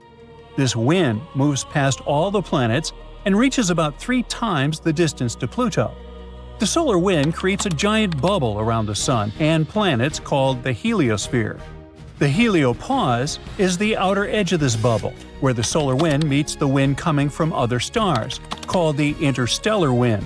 Here, the pressures from the solar wind and the interstellar wind balance each other. This causes the solar wind to turn back and flow along the tail of the heliosphere. As the heliosphere moves through space, it creates a bow shock, similar to the wave that forms in front of a ship moving through the water. So, depending on how you define it, by planets, by the Oort cloud, by gravity, or by the Sun's magnetic influence, the edge of the solar system can mean very different distances.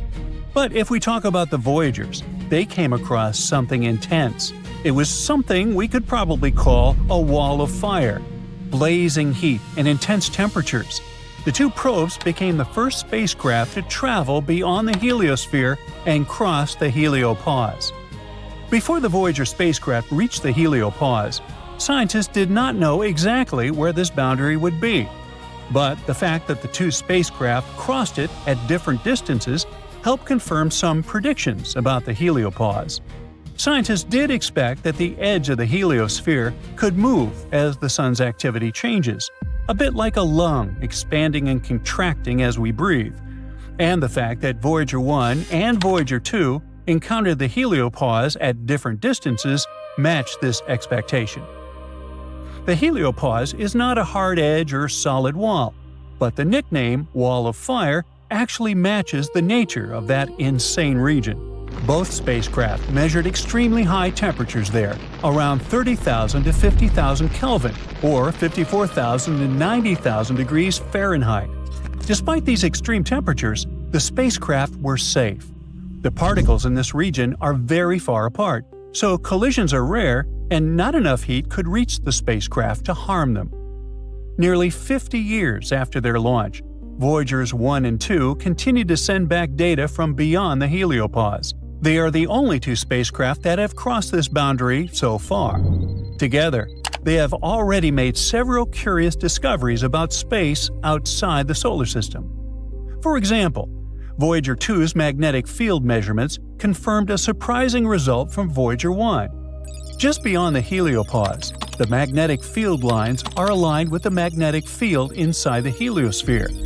Before Voyager 2, scientists only had one measurement from Voyager 1, so they could not be sure whether this alignment was real or just a coincidence. Voyager 2 confirmed that the alignment was real.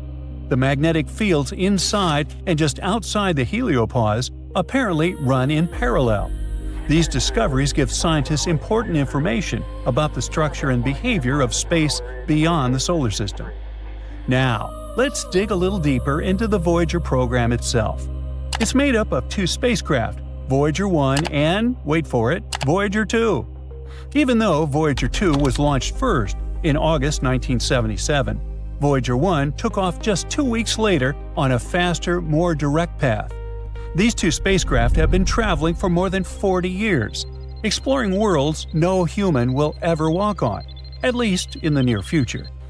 The two Voyager spacecraft are nearly identical. Each has a large radio dish that is 12 feet across. This dish sends data back to Earth. They also have 16 thrusters to control their direction and make sure the dishes always point toward our planet. The thrusters use special hydrazine fuel, and the spacecraft's electronics are powered by thermoelectric generators that run on plutonium. Each Voyager carries 11 scientific instruments. About half of them were made specifically to study planets, and most of those are now turned off.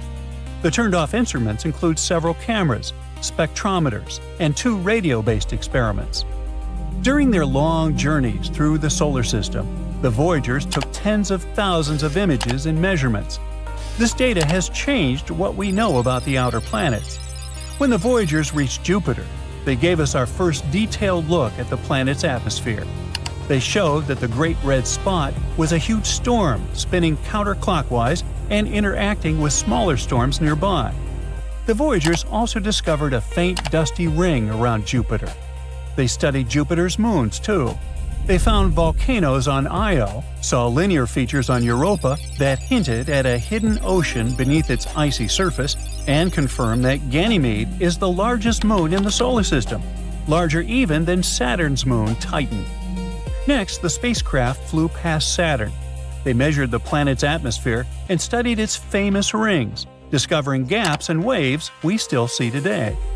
Voyager 1 looked through Titan's thick haze and suggested that the moon might have liquid hydrocarbons on its surface. It was later confirmed by other missions. Voyager 1 also found 3 new moons orbiting Saturn: Atlas, Prometheus, and Pandora. So that's where she ended up. After Saturn, Voyager 1 continued out of the solar system, while Voyager 2 headed toward Uranus. Voyager 2 discovered 11 new moons and 2 new rings there. It also observed strange features, such as Uranus's unusual magnetic field and a surprisingly small temperature difference between its equators and poles. Voyager 2's final planetary stop was Neptune. It happened 12 years after leaving Earth. There, it discovered 6 small moons and rings around the planet. It studied Neptune's atmosphere and magnetic field, and observed volcanic vents on Triton, Neptune's largest moon. After this, Voyager 2 joined Voyager 1 on its journey toward interstellar space.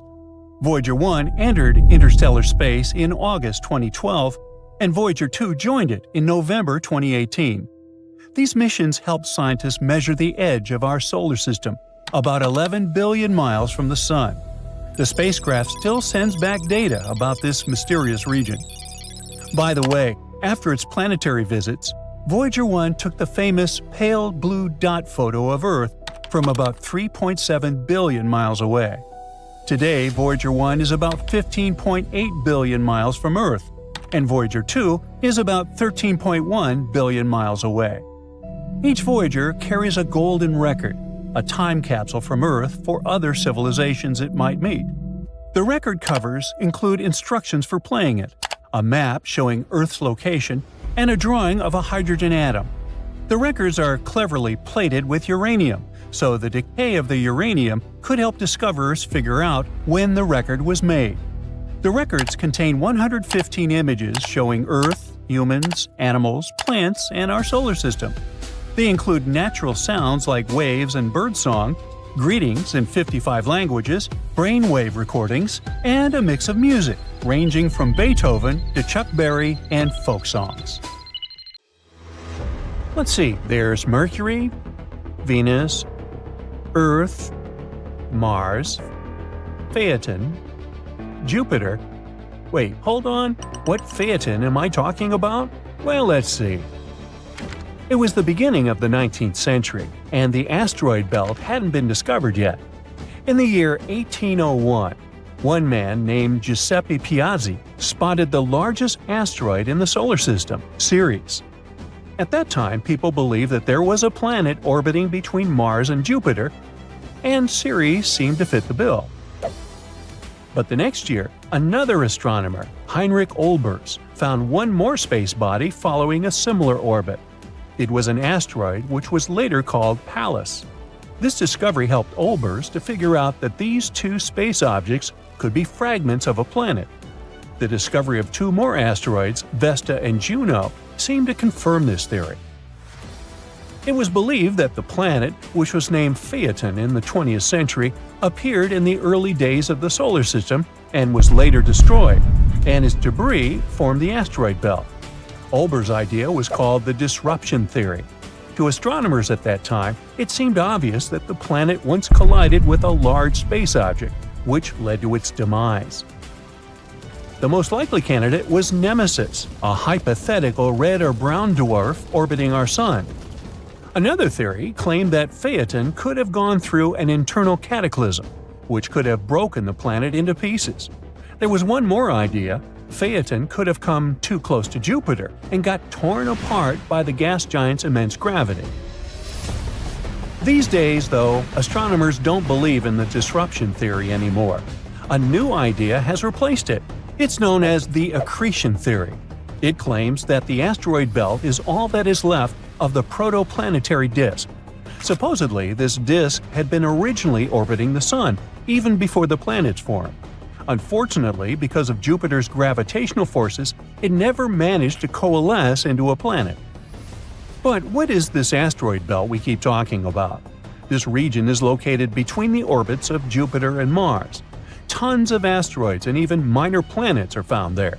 Some of them can sometimes migrate or even get thrown out of the asteroid belt to the outer solar system. The four largest asteroids in that area are Ceres, Vesta, Pallas, and Hygeia. They make up half the mass of the entire belt. As for the rest of the mass, countless smaller bodies make up for it. In loads of sci-fi movies about space, the main character gets into an asteroid belt and has to try hard to get away from countless rocks threatening to smash their spacecraft. Well, it has nothing to do with the real thing. Even though there are thousands of asteroids in this region, they're so widely spaced that the chance of collision is next to nothing. Hey, but it's a movie, right? Anyway, when the asteroid belt was forming, some objects started to come together and form what we know as protoplanets. But the gravitational pull that was caused by the formation of Jupiter made such collisions too rough, and and instead of forming large space bodies like planets, asteroids shuddered. Astronomers think that as a result of such collisions, more than 99.99% of the original mass of the asteroid belt was lost in the first 100 million years of the history of the solar system. Only the largest asteroids have enough gravity to get a spherical shape. Small ones are just often piles of rubble, loosely held together by gravity. And the tiniest objects in the asteroid belt resemble dust, so small they are. And all these objects, giant and tiny, orbit the Sun. There are several types of asteroids, depending on their composition and albedo, which is the proportion of light or radiation reflected by a surface. The main types are carbon asteroids, which have a very dark surface, silicon ones, you can also call them stone asteroids, and metal ones. The first two types account for around 75% and 17% of asteroids that we know about. For the first time, the asteroid belt was crossed by a spacecraft in 1972. It was the Pioneer 10 space probe. The spaceship managed to refute the theory that the belt was filled with dust that could easily damage all gadgets on board. It didn't happen. And since that time, 8 more probes have traveled through the asteroid belt. And now, I'm going to tell you some cool facts about the solar system itself. Try to count how many of these facts you've known before and write your answer down in the comments below. The solar system is a staggering 4.5 billion years old. Scientists came to this conclusion after studying meteorites, the oldest material they managed to find. But our solar system isn't the only one in the Milky Way galaxy. The galaxy we live in houses about 100 billion star systems. And if it's just our galaxy alone, what can we say about the whole universe? Now, our Sun is also insanely massive. Here's the proof. 99.86% of all the mass of the solar system is the mass of the Sun, in particular hydrogen and helium that it's made of. The remaining 0.14% is mostly the mass of the solar system's 8 planets. Oh, by the way, contrary to popular misconception, outer space isn't a perfect vacuum. It contains not only stars and planets, but also clouds of interstellar dust, space plasma, and cosmic rays. Those are atom fragments dashing from the outskirts of the solar system. Now, one phenomenon astronauts should worry about while exploring space is cold welding. If two pieces of the same kind of metal touch in space, they bond and get permanently stuck together, kind of like galaxy glue. It doesn't happen on Earth since water and air keep pieces separate.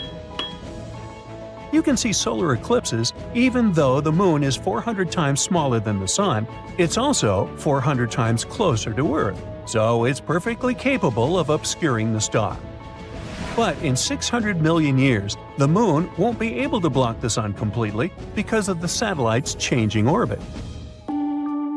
Behind the orbit of Neptune, there is the mysterious Kuiper Belt, filled with massy icy objects. The most curious thing about this space formation, though, is that the scientists fail to explain the pattern of its movement. The only explanation they have is that Neptune might be hiding a ginormous planet. This hypothetical planet has already got the name Planet 9, and all we have to do is wait until its existence is confirmed, or not. The ocean on Jupiter is larger than any body of water on other planets of the solar system. But it's not the ocean you think about. The one on Jupiter isn't made of water. This mesmerizing thing consists of metallic hydrogen, and its depth is around 25,000 miles, which is actually almost the same as the circumference of Earth. Now, people got to know about beautiful Saturn's rings in the 1600s, but now we know that Saturn isn't the only ringed planet. All the giant gas planets, Uranus, Neptune, and Jupiter, have rings of their own, but they're thin and almost impossible to see. As for Mars, Venus, and Earth, they're made of rocky material and have no rings. At the same time, Saturn's moon Rhea might have a ring system consisting of 3 narrow bands. If astronomers manage to confirm it, it'll be the first time for people to discover rings around a moon. Oh, and Mars might get a set of rings of its own in the next 70 million years. The red planet's largest moon, called Phobos, is orbiting closer and closer to the planet. One day it's likely to get broken apart by the gravitational pull of the red planet and turn into a ring that can last for millions of years. And another cool fact about Mars: you've probably heard of methane gas, a byproduct of such natural processes as volcanic activity and cow emissions. Anyways, this gas is not only a part of the Martian atmosphere, but also the thing that confuses astronomers to no end. The thing is that the volume of methane on Mars keeps wavering, and scientists just can't figure out where it might be coming from. Can there be life on Mars? Can there be cows on Mars?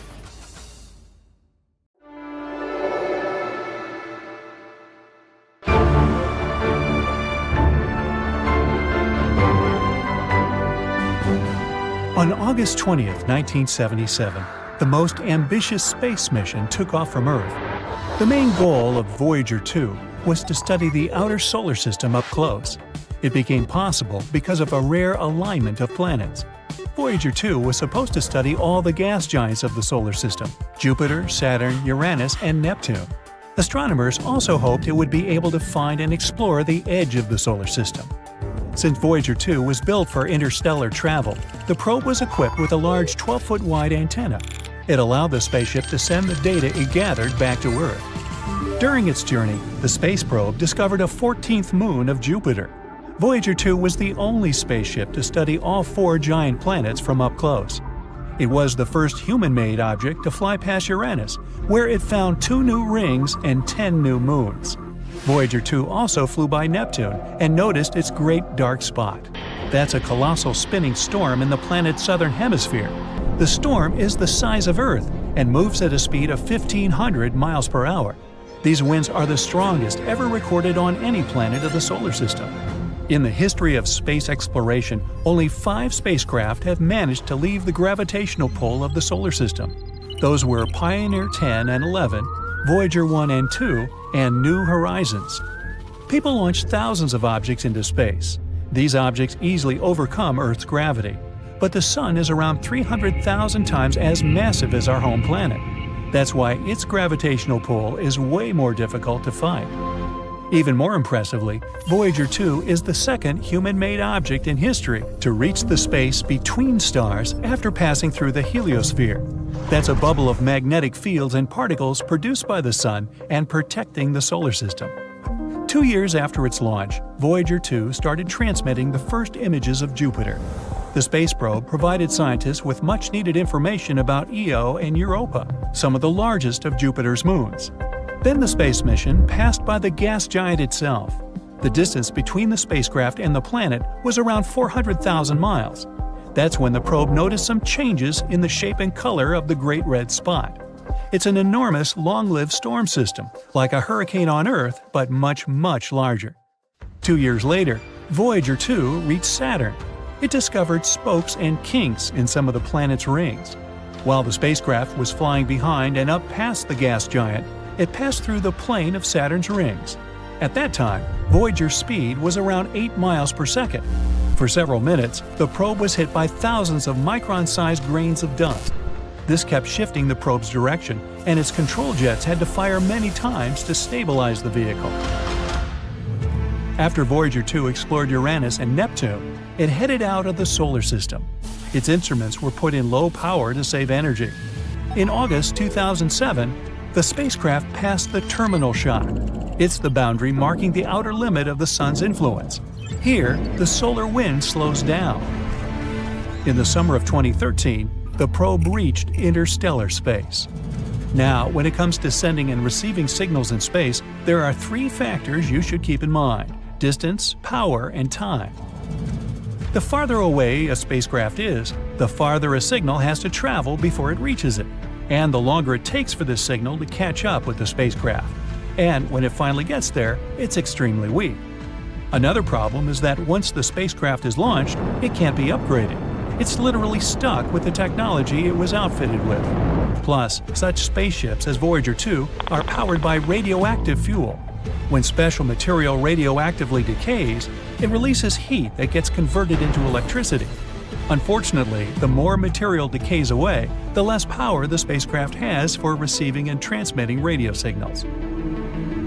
Despite this issue, we haven't lost the connection with Voyager 1 and 2. That's because new and more powerful technologies appear on Earth.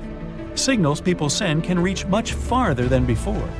That's why it was possible to stay in touch with Voyager 2, which entered interstellar space in 2018 and has already traveled almost 12 billion miles away from Earth.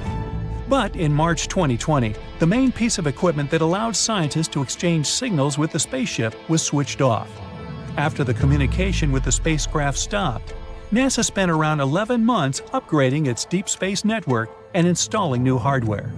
The DSN is an international array of huge radio antennas that help astronomers on Earth communicate with interplanetary missions. These antennas are located in California, Madrid, and Canberra. The one used to keep in touch with Voyager 2 is a 230-foot wide dish in Canberra. This is the only equipment that can send commands that can reach the probe. This antenna, known as DSS-43, started operating in 1972, 5 years before Voyager 2 and 1 were launched. At that time, it was only 210 feet across. Since then, the dish has received a lot of repairs and upgrades, but these 11 months were the longest the antenna was offline. In October 2020, the antenna was finally ready for a trial after all the upgrades and repairs. The mission operators sent a set of commands to Voyager 2, and after many months of radio silence, the spacecraft returned the signal. The probe confirmed it had heard the call. After that, the spacecraft carried out the commands. While the dish was offline, the mission operators could actually receive scientific data and health updates from Voyager 2. Astronomers kept getting data from interstellar space, the region outside the Sun's heliosphere, but they couldn't send any commands to the probe since it had traveled too far away from Earth. The upgraded antenna received 2 new radio transmitters, and it was done just in time. One of the transmitters, that was used to communicate with Voyager 2, hadn't been replaced in almost 50 years.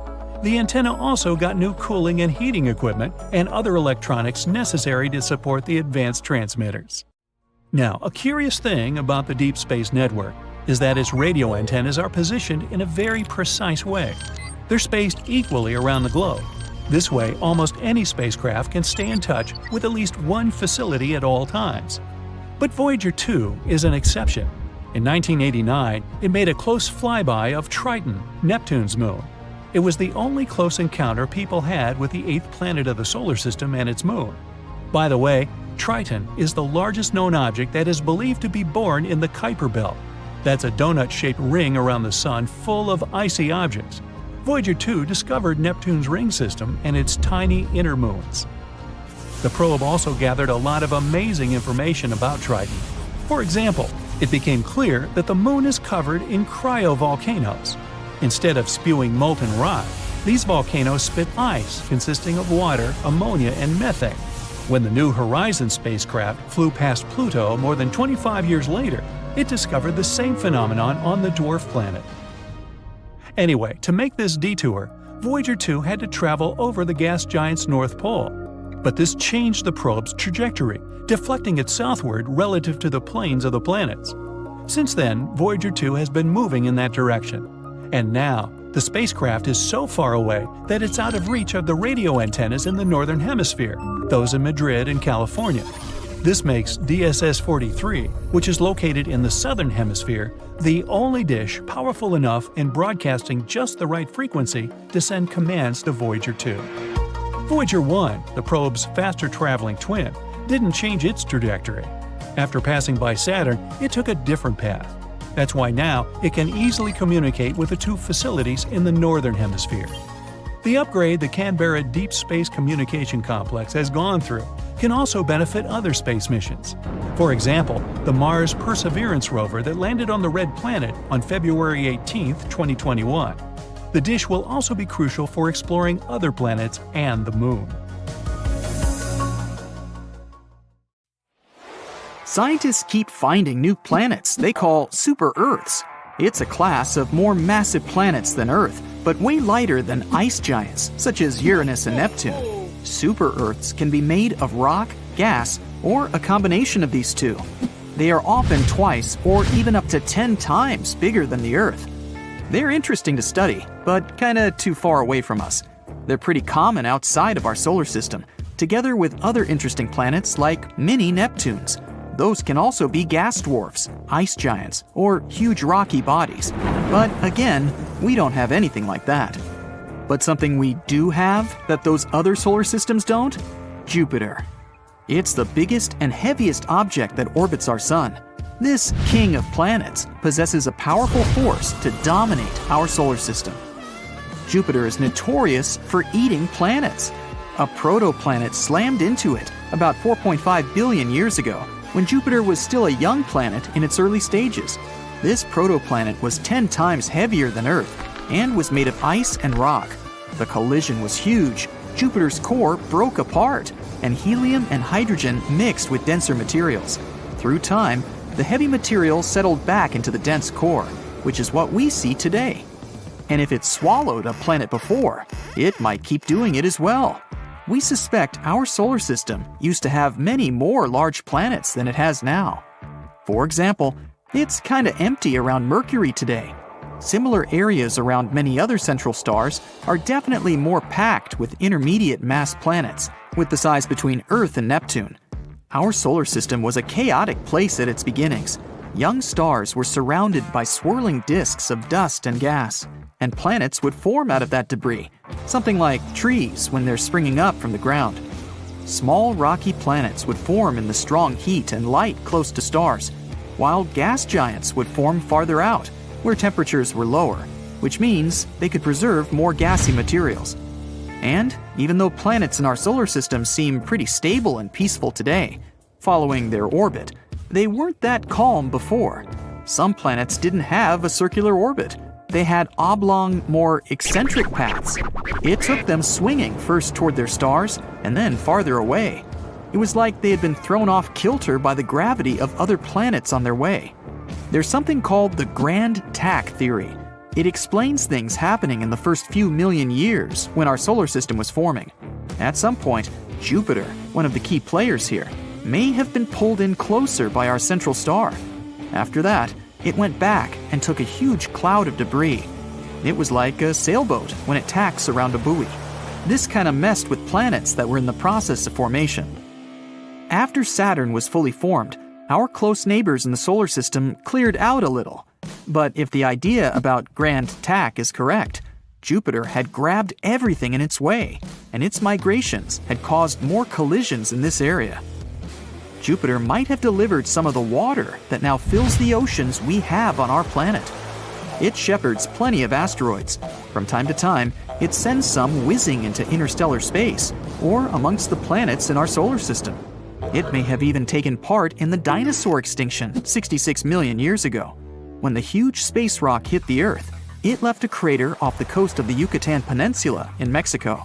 It all caused earthquakes, volcanic eruptions, and tsunamis that made a huge impact on all animal and plant life on Earth. No one knows where it came from. We're not even sure if it was an asteroid or a comet. One theory says it may have been a comet that came from the Oort cloud, which is made of icy debris and is located somewhere at the edge of our solar system. It could have been bumped off course by Jupiter and its powerful gravitational force. This way, our solar system was like a pinball machine, where Jupiter, the biggest planet, kicks incoming comets into orbits that send them closer to the Sun. When these comets are near the Sun, they can go through strong tidal forces that break them apart and eventually create shrapnel-like pieces of a comet. That event was a point when our mammalian ancestors started to rule. That means without Jupiter, there might not be us either, nor the Earth.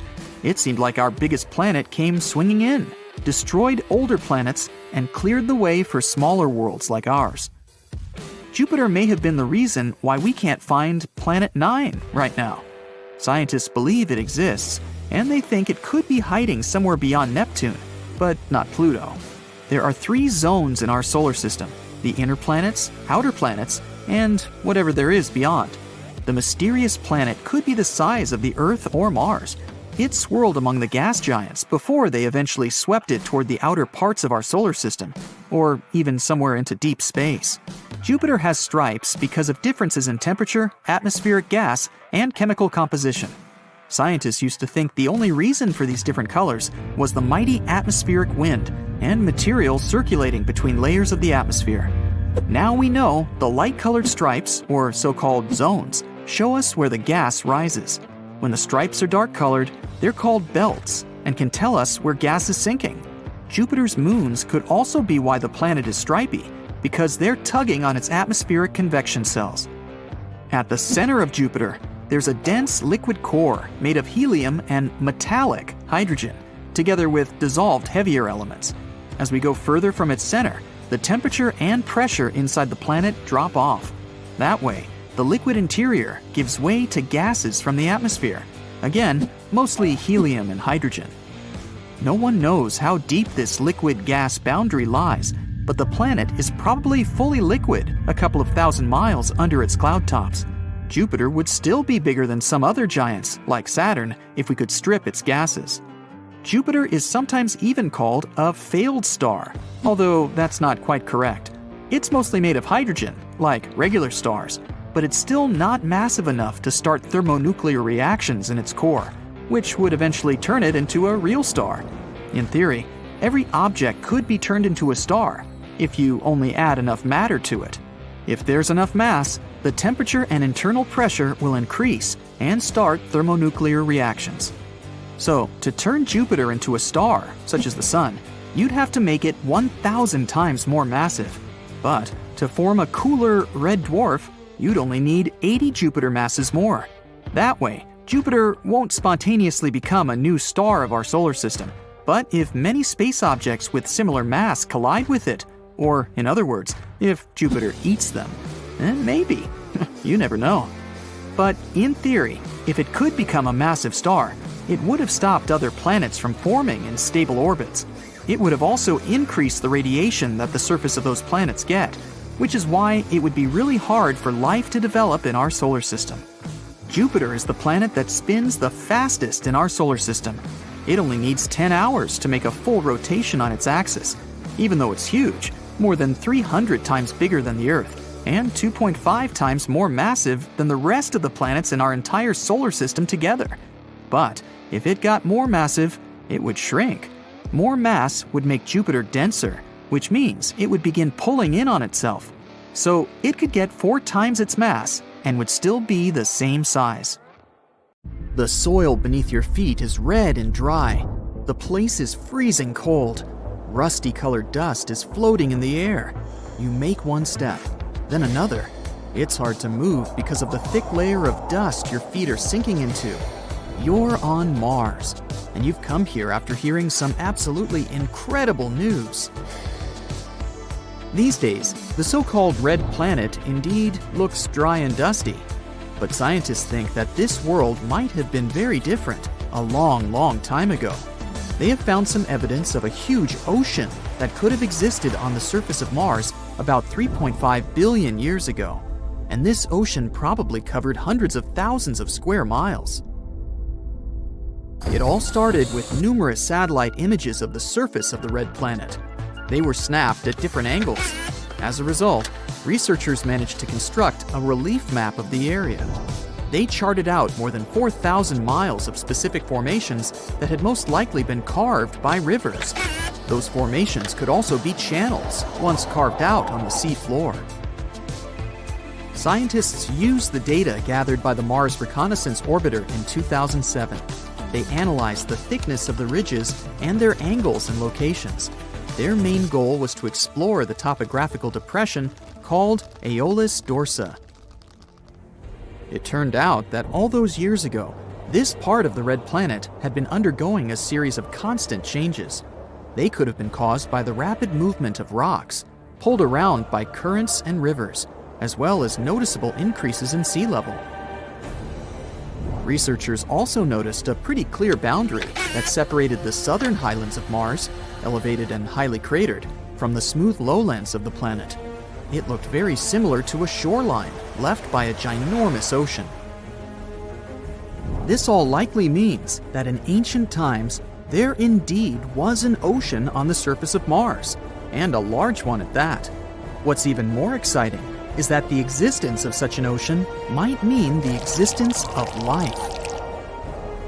This discovery can tell scientists a lot about the ancient climate on the red planet, as well as its evolution.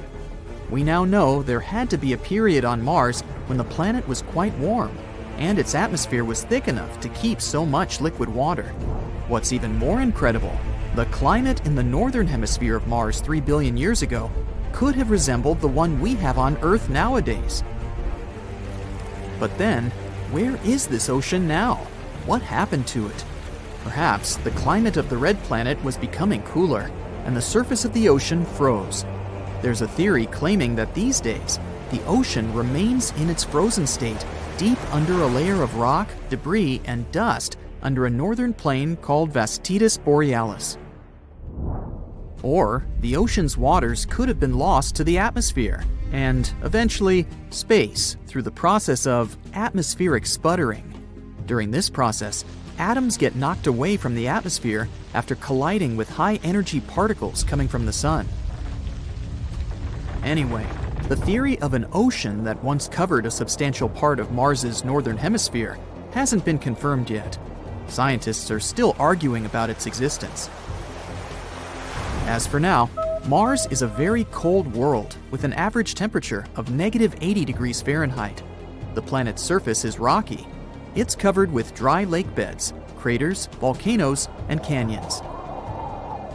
The ocean that might have existed on Mars isn't the only awesome thing about this planet. Let's speak about those sandstorms raging on the red planet. In movies, they're depicted as incredibly powerful forces of nature, destroying astronauts' camps and tearing their spaceships into pieces. But how much of it is true? Mars is indeed infamous for producing dust storms so massive they can be seen by telescopes on Earth. They sometimes cover continent-sized areas and can last for weeks at a time. But besides them, there are much rarer storms that occur once in 3 Mars years, which is about 5.5 Earth years. Such storms are larger and much more intense than regular ones. They encircle the entire planet. That's why scientists call them global dust storms. At the same time, it's unlikely that even a global dust storm could cause serious harm to astronauts or their equipment. Even though Martian storms are massive, the wind speed reaches 60 miles per hour tops. That's less than half the speed of most hurricane-force winds on Earth. Plus, this comparison of wind speeds can be kind of misleading. The atmosphere on Mars is just 1% or so as dense as the atmosphere on our planet. It means that the wind there needs to blow much faster to cause any damage, or even fly a kite. Now let's move to the next amazing phenomenon spotted on the red planet. When you look at it from a distance, it looks like an eye. There are even some winding channels that look like veins running through the eyeball. But the closer you get, the less the formation looks like an actual eye. It's actually a giant crater, almost 19 miles in diameter. Around the crater, which looks as if it has a pupil, there are other, even bigger craters. They likely formed billions of years ago. That's when Mars had to withstand multiple attacks of space rocks. But why is the eye crater darker than the surrounding landscape? Scientists think that once, water filled the ginormous pit. Remember those channels? They were likely carrying that water. And since the crater was filled with water, it stopped some substances and minerals from eroding away. Your next destination is Valles Marineris. That's an enormous canyon, or rather, a canyon system, that runs along Mars's equator. It stretches for more than 2,500 miles. It's also 4 times as deep as the famous Grand Canyon on Earth. The thing is so huge, it could span the entire continental United States from the Pacific to the Atlantic Ocean. Most scientists think that Valles Marineris is a huge tectonic crack in the crust of the red planet. It could have formed when the planet was cooling down in the distant past. Another breathtaking sight on Mars is the largest shield volcano in the entire solar system, Olympus Mons. It's more than 370 miles in diameter, which means it's almost the same size as the state of Arizona. The mountain is also 16 miles high and rimmed by incredibly tall cliffs. To imagine the sheer size of the volcano, let's make some comparisons. The largest volcano on Earth is Mauna Loa, around 2.6 miles high and 75 miles across, which actually sounds pretty impressive. But the volume of Olympus Mons is around 100 times larger than that of Mauna Loa. The Martian giant could swallow the whole chain of Hawaiian Islands from Kauai to Hawaii. Scientists have been wondering for quite some time why this volcano is so large. It might be the result of lower surface gravity and higher eruption rates. Or the reason may be the red planet's crust, which is very different from Earth's. On our planet, the crust is made up of 15 to 20 moving tectonic plates. As plates move over hotspots that produce lava, new volcanoes form, and the already existing ones become extinct. That's why lava can get to the surface through many vents. But on Mars, the crust isn't broken into the same tectonic plates as on Earth, and the lava has nothing to do but pile in one very, very large volcano. Now, if you visited Mars and decided to go on an evening stroll, you'd witness a strange phenomenon. It occurs on the red planet after sunset, when temperatures fall below -80 degrees Fahrenheit. A bizarre, mysterious glow spreads across the Martian sky. Unfortunately, without special equipment, you wouldn't be able to observe this soft glow. Visible only in ultraviolet light, this night glow is the result of chemical reactions that occur dozens of miles above the surface of the red planet.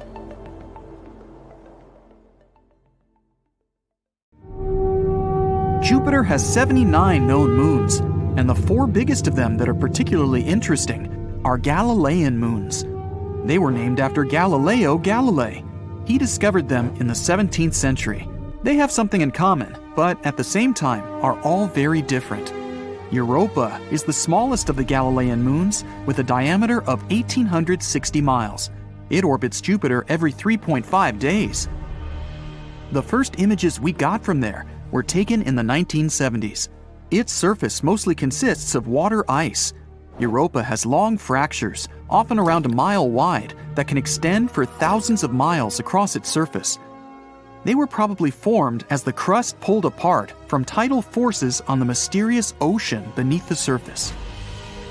In 2012, scientists discovered water vapor plumes erupting close to its south pole, rising up to 125 miles. These plumes can help us find what's inside Europa without having to land there. Scientists think there could be a magnificent ocean hidden 10 to 15 miles beneath the solid surface. That ocean could be 40 to 100 miles deep.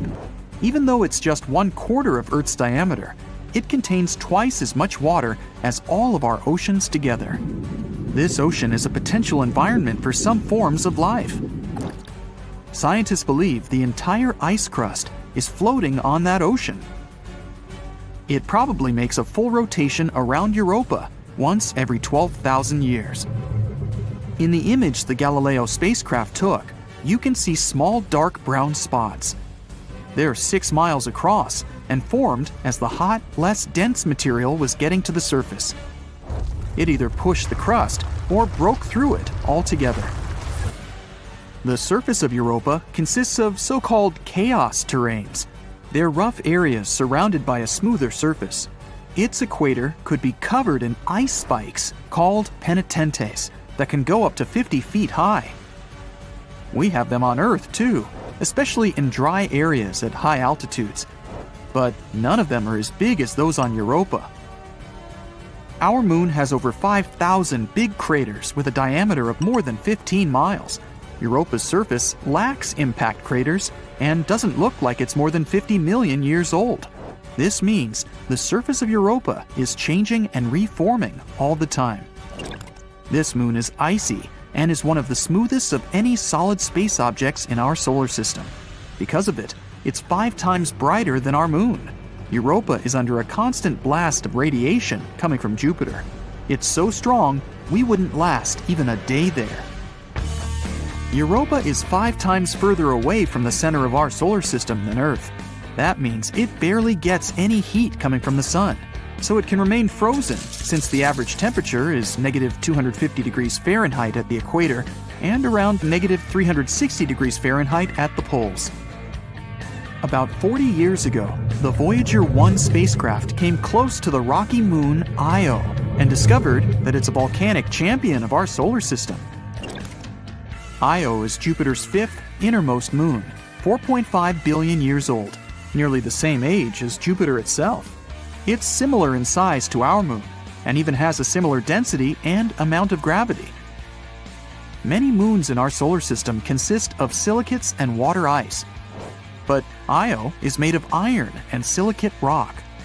You'd be able to see some beautiful auroras on Io. As this moon rotates around Jupiter, auroras change brightness all the time, but they're always there.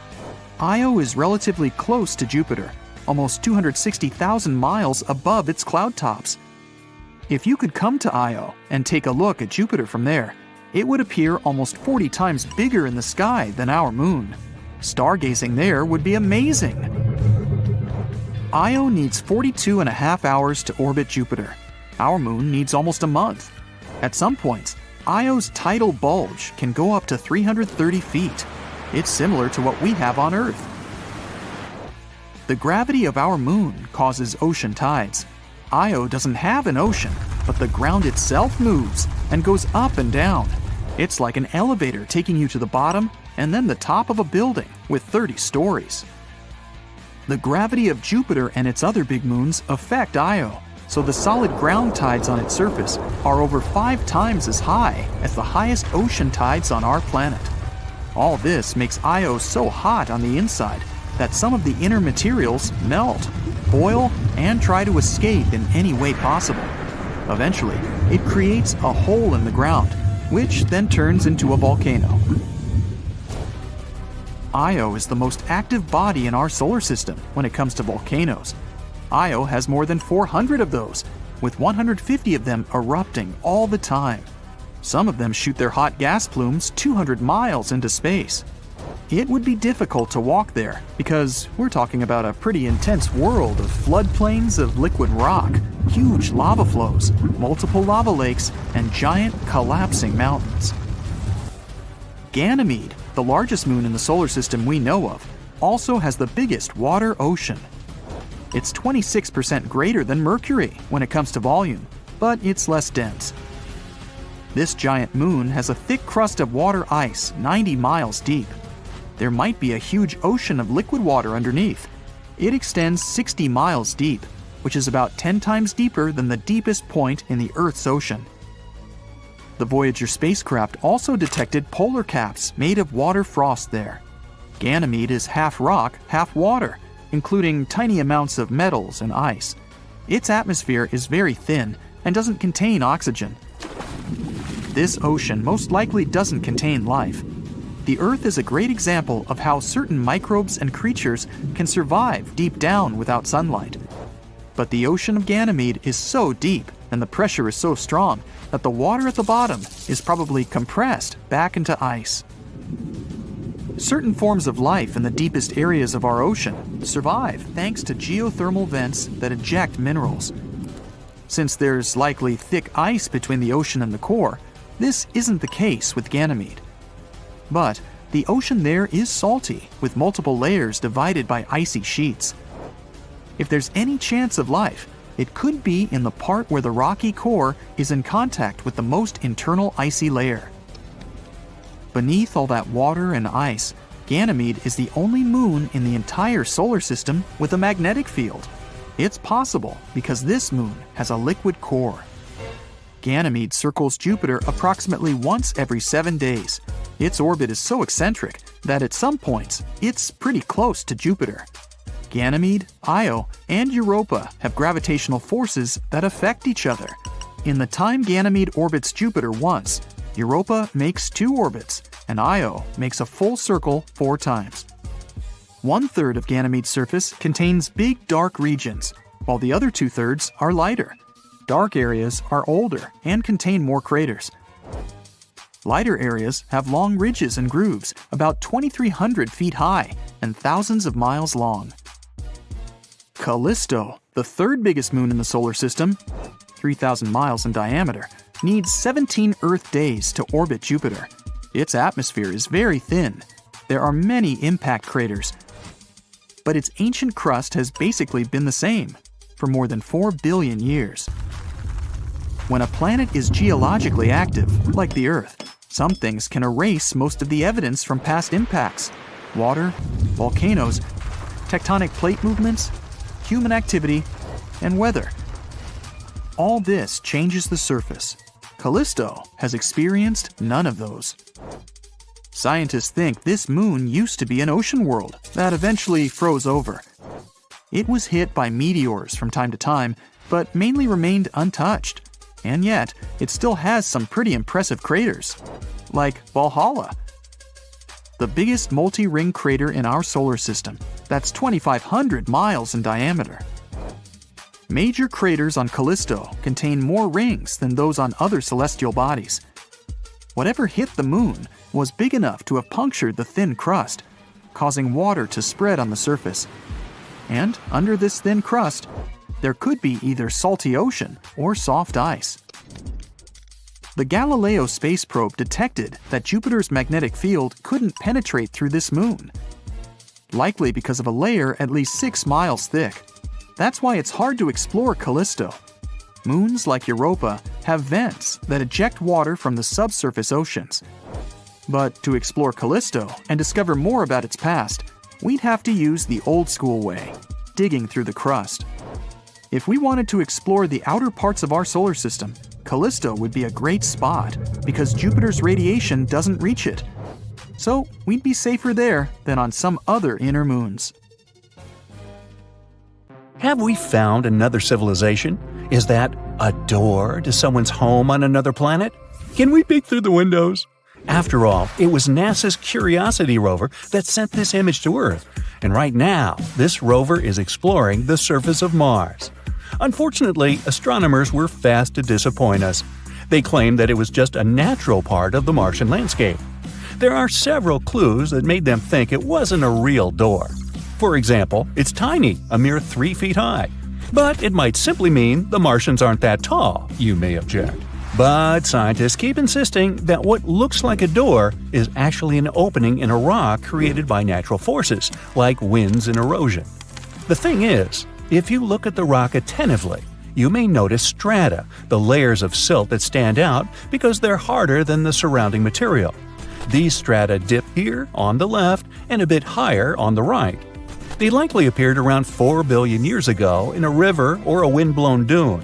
Since the strata became visible, powerful Martian winds have eroded them even more. And now you can see that they disappear inside the door. And look at this. See those cracks? Yeah, those. That's how rocks weather on the red planet. This small cave probably formed when several fractures crossed the strata. A pretty large boulder might have fallen out under its own weight, and this created the door-shaped opening. Now, this theory is quite plausible, because even though the gravity on Mars isn't as strong as on Earth, it's still strong enough to do it. Besides, see that rock to the right of the opening? It has a suspiciously smooth vertical edge. It must be the culprit. It probably fell out not so long ago, and Martian winds haven't got rid of it yet. And winds on Mars can be exceptionally powerful. This planet is infamous for its intense dust storms. Sometimes they kick up so much dust that you can see it through a telescope on Earth. Such storms occur every year and cover continent-sized areas. They also last for weeks at a time.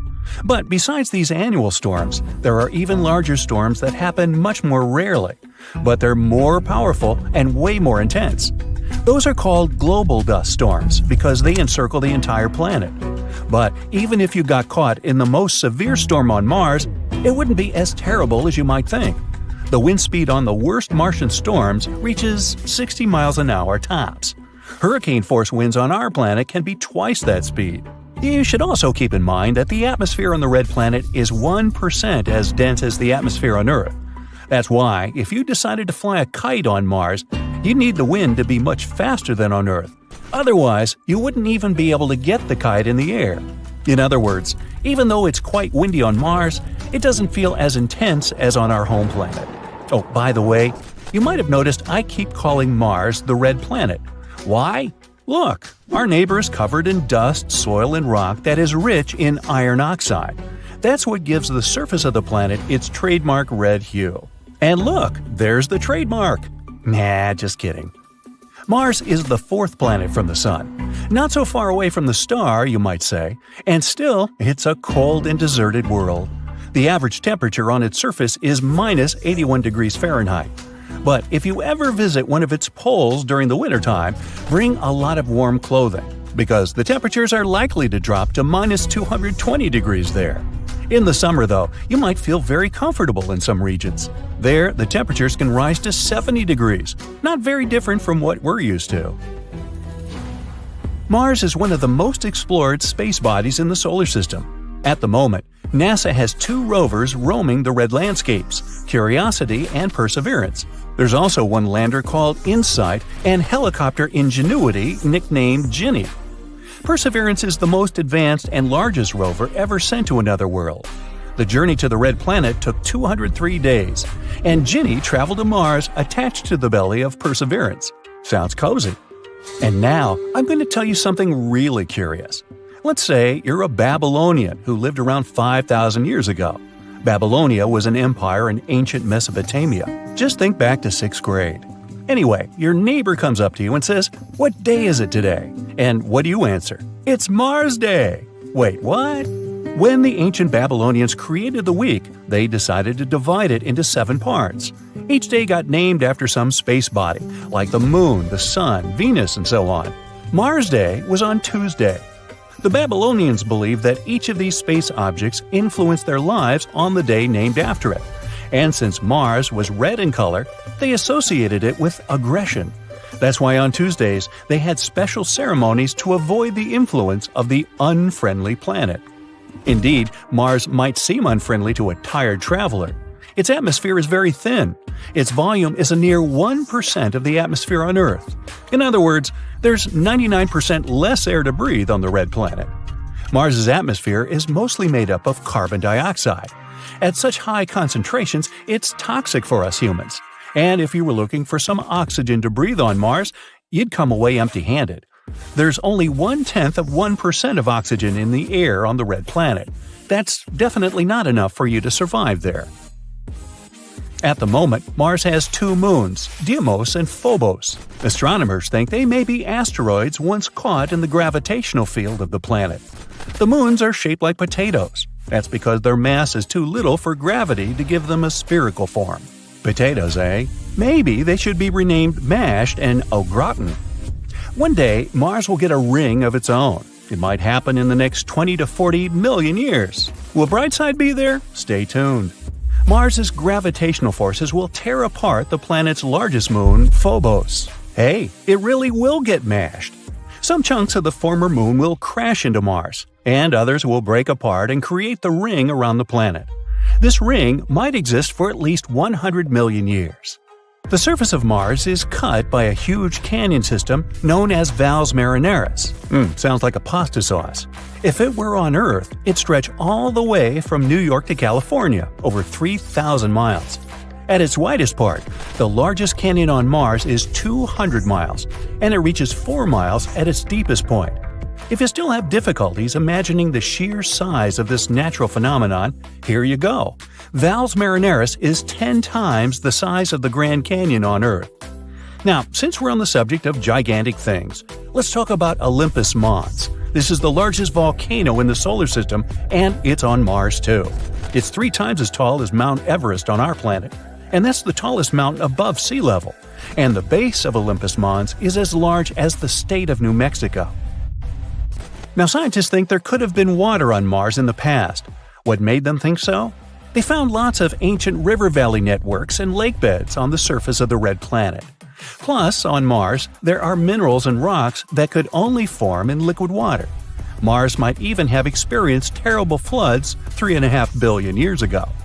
These days, there's still some water on the red planet, but Mars's atmosphere is too thin for this water to stay in its liquid form on the surface. Now, it only exists in the form of water ice. You can find it just under the surface of the planet in its polar regions. The only place where this water is visible is at the North Polar Ice Cap. Also, sometimes, salty water flows down crater walls and hillsides, and there are tiny quantities of water in the planet's atmosphere, but it only exists as vapor. So, as a vacation spot, I think I'll pass. Dust storms on Mars can really go crazy. They hurtle through the red planet's southern hemisphere, especially during the summer. These storms can grow and encompass large areas of the planet, as happened in January 2022. Then, a dust storm covered almost twice the area of the United States. Could it be something like this that caused one of the robots we sent to Mars to go missing? The atmosphere and climate are harsh on Mars. It's mostly a desert with strong winds and average temperatures of minus 81 degrees Fahrenheit. It drops down to minus 220 at the poles during the winter. A lander needs to be specifically equipped and very sturdy to withstand such conditions. But researchers thought the Beagle 2 could handle the difficult trip to the red planet. June 3, 2003. A team of researchers got one of their pioneering robots they were about to send to space ready. It was a small and compact lander called the Beagle 2. Its mission was to touch down on Mars and search for what the world has been actively looking for decades now: life on the red planet. Now, the touchdown was due on December 25th, but the signal never came. The team tried to contact the spaceship, but at one point, they had to accept they wouldn't be able to reach it. Some thought the landing was too difficult and complex after all, so the lander crashed. But they couldn't find any technical errors. Others had a theory that the lander may have become entangled in its own parachute and fell down to the surface of Mars. Either way, the Beagle 2 was considered missing, until 2015, when NASA took pictures of what could be the remains of the lost lander. They weren't just smashed debris, the components actually looked to be intact. The lander's remains were lying with its solar panels partially deployed around 3 miles away from the site where it was supposed to land. Apparently, the Beagle 2 managed to land successfully, but its radio antenna got blocked. That's why researchers couldn't control it from Earth or communicate with it. But no one knows exactly why it happened. Have you heard of a face on Mars? In the 1970s, one of NASA's spaceships took the iconic images of the Martian surface that showed a face-like formation, as you can see in the upper part of the picture. If you have a rich imagination, you can easily see a nose, 2 eyes, a mouth, and an unusual hairdo. Some even thought it was a monument built on the red planet by another civilization. How about some other unusual things people have found on Mars, like Happy Face Crater? You can easily see why it has this nickname. Or rocks in different shapes, a pancake, Brachiosaurus, or a fish. Mars also has a waffle-shaped island on its surface. It's a 1.2-mile wide feature you can see in the area of lava flows. It might be the result of lava pushing this formation from below. It seems astronomers have also got some images of blue dunes. It's a sea of stunning dark dunes that strong winds sculpted into long lines. They surround the planet's northern polar cap and cover a region as large as Texas. The red planet is usually known for its brown sandy dunes, so these ones certainly came as a surprise.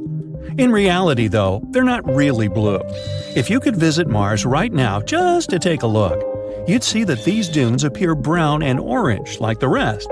And the picture is a false color image. Scientists often use false colors to highlight differences in something. For example, here it's the difference in depth. Also, the biggest valley on Mars is so large it could eat our Grand Canyon for breakfast. It's a fascinating system of canyons 2,500 miles long called Valles Marineris, and it's over 10 times as long as the Grand Canyon. Now, if you could stretch this Martian canyon, it would go from coast to coast of the entire United States. Since Mars doesn't have any active plate tectonics, no one knows for sure how this canyon formed.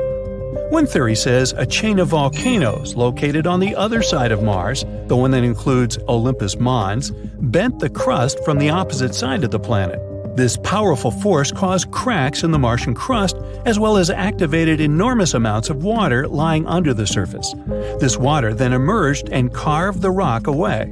The force activated glaciers too, and they possibly created new pathways in this gigantic canyon system. Volcanoes on the Martian surface could have erupted about 50,000 years ago, although the most powerful eruptions happened 2 to 3 billion years ago. But the planet doesn't have active volcanoes today. Most of the heat stored in its interior during the planet's formation has been lost. So now, Mars's outer crust is way too thick for the molten rock to reach the surface. But a long time ago, eruptions formed giant volcanoes, and these volcanoes most likely had an important role in melting ice deposits, which released floods of water onto the Martian surface. Now, Mars has a thin atmosphere with a volume of gas, mostly carbon dioxide, less than 1% of Earth's. But 4 billion years ago, it was way warmer and wetter than now. Its atmosphere must have been thicker back then, too. That's why it could create a powerful greenhouse effect and trap sunlight. Mars also has a powerful magnetic field. Similar to Earth's, it formed because of the currents of molten metals in the planet's core. But unlike our home planet, Mars lost its magnetic field after its core had cooled down. And without it, the planet didn't have any protection from the solar wind, which is a stream of charged particles flowing from the sun. The solar wind pulled away most of Mars's atmosphere in just a couple of 100 million years, give or take. This is what makes those powerful Martian dust storms even more intense. Mars has a fascinating history. Judging by the planet's glaciers, Mars has probably gone through multiple ice ages, just like Earth. A team of researchers got images of about 60,000 Martian rocks. Rocks were different in size and distributed randomly, which means they probably formed during different ice ages. Glaciers hide their own stories too. Who knows what kinds of gases, rocks, or even microbes could be trapped inside? Now, if you could get into a time machine and stop at 4 billion years ago, on Mars of course, the chances are you'd see spectacular scenes of flooding. Maybe there would even be some form of life on the planet's surface. A strong meteorite impact that formed the red planet's Gale crater could be something that triggered that mega flood. After that collision, the temperatures on the planet got insanely hot. This caused the melting of all that ice that was stored on the Martian surface at that time. The flooding was so massive, it changed the geological structure of the planet's surface. It carved out big ripples, as well as waves in the sedimentary rock. Now, speaking of water, vapor has been noticed escaping the atmosphere of Mars. Also, researchers have found some evidence of water flowing on the planet's surface. There are dark streaks in the soil. They seem to get bigger in the summer and shrink over the winter. There are numerous dried-out valleys and river channels on the planet. It's possible that liquid water once flowed there. Now, most of it could be locked up in ice caps or even hidden under the surface. More and more things hint that Mars used to be habitable. Mars is the only planet we know about where only robots live. 5 rovers make up the Martian population. Those are Perseverance, Opportunity, Spirit, Sojourner, and Curiosity. These robots are there to take pictures and samples of soil and air, and maybe even find life on the red planet. And someday, we may reunite with them on Mars. Who knows? Oh, and by the way, if you really could get into a time machine and stop at 4 billion years ago on Mars, then I'd like to buy you lunch and talk about it. My treat. There are almost no similarities between Earth and Jupiter. Ours is a sweet, small planet with plants and cute pandas. Jupiter is a giant gas horror with furious hurricanes which never subside. And if you fall into this planet, you might literally fly through it. But what would happen if our Earth was the size of the father of the solar system? Oh, this is going to be fun. Jupiter is a planet so big that I bet you can't even imagine its scale. Its radius is about 11 times the radius of Earth, and it's about 316 times more massive. So, to turn Earth into another Jupiter, we'd need to increase its radius by 11 times. If the planet's density remained the same, then the mass of our new Earth would increase greatly. Actually, it'd be as much as 4 times larger than Jupiter's. Of course, these changes wouldn't go smoothly. The very first thing that we would immediately notice, nope, not the size, gravity. It would increase by about 11 times compared to old Earth's. Scientists say we can actually survive on a planet with greater gravity, but only if it's less than 5 times stronger than what we have now. Well, let's assume that we're daredevils, always ready to challenge nature. What would our life be like? Well, not very pleasant. After each step, you'd have to sit down on a bench and take a break, as if you've just run a marathon. Yes, it would be that hard to walk. Oh, and good luck with getting up later. In order to somehow move around this planet, we'd have to pump up very strong muscles. No more problems with junk food, because you'd have to become a heavy lifter just to get to the refrigerator. The force of gravity affects not only movement, but also the size of everything. Do you know that many astronauts gain some height due to weightlessness in space? So if you're worried about being short, here's a solution for you. On the other hand, strong gravity would make us all shorter. This would go not only for humans, but for everything on our planet. Trees would become very small. To grow upward, they would have to move water from their roots to branches, which would be unrealistic with such gravity. So they'd all turn into little bushes. Also, no more mountains. Even the largest ones would become very small. But at least now, everyone would be able to conquer Everest. This would also apply to animals. Our pets would have to quickly evolve into pumped-up corgis just to be able to walk somehow. Oh, and say goodbye to birds, of course. If you think that's not enough suffering, let's add another thing. It would be very difficult for us to breathe. Atmospheric pressure would increase dramatically. That's because Earth would start to pull air toward itself with great force. You'd literally feel the weight of it on your shoulders. Remember what I said about taking a break after each step? Now, imagine that you'd also have to breathe through a pillow. Yeah. And that's not all. Atmospheric pressure plays an important role in the behavior of water molecules. It would be much more difficult for water to boil or turn into ice. Most icebergs would melt, and it's possible that we'd have no more clouds, too.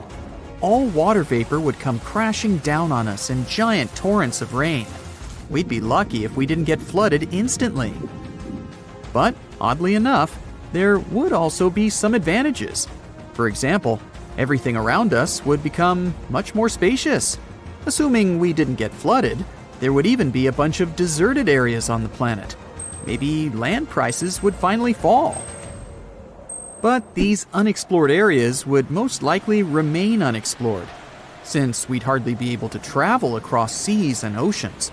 Not only because moving across the water would be incredibly difficult, but also because all water bodies on the planet would become 10 times larger. The very thought of getting lost in the ocean is frightening, but imagine if it was 10 times deeper and bigger? Uh-oh. So, no more sailing.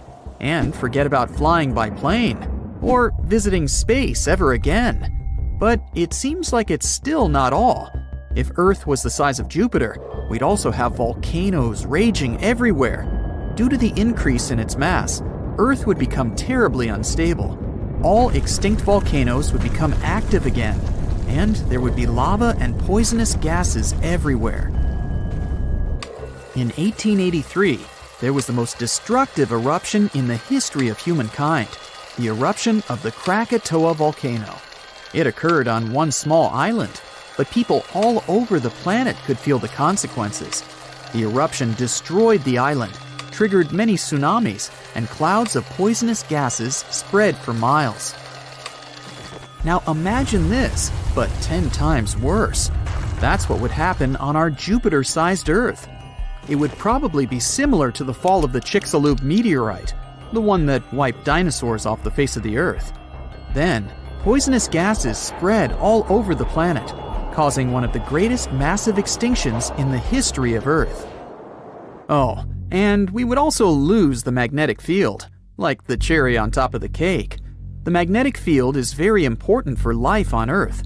According to Rory Barnes from the University of Washington, it shields life on the planet from the nastiness of space, which means all sorts of radiation and solar winds.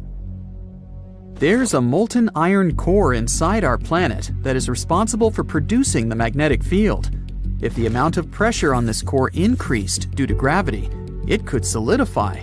And because of this, Earth's magnetic field would disappear. We would be exposed to the effects of cosmic radiation. Too scary to even imagine. Alright, so now we know that living on this new Earth would be a real nightmare. But what about outer space? You've probably heard that Jupiter, thanks to its strong gravity, protects us from asteroids. Well, this would become our job. Jupiter experiences about 24,000 collisions a year, and now it'd be our destiny. Do you remember me mentioning the Chicxulub meteorite? Similar tragedies happen to our planet once every 100 million years or so. But if it became the size of Jupiter, these guys would visit us every Friday.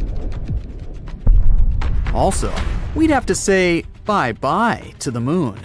Our natural satellite is too close to us.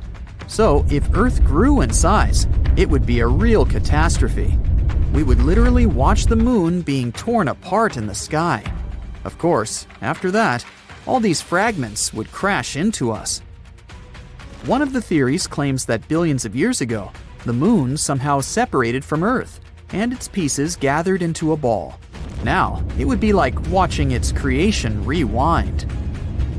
And even if the moon survived, somehow remaining in Earth's orbit, the changes in the tides would still be dramatic. The consequences of these changes would be very unpredictable, but probably a bunch of tsunamis would be some of them. On the other hand, we'd probably gain a couple of new moons. Jupiter has as many as 79 of them. It would probably be a spectacular view, if only gas clouds from all those volcanic eruptions didn't block it.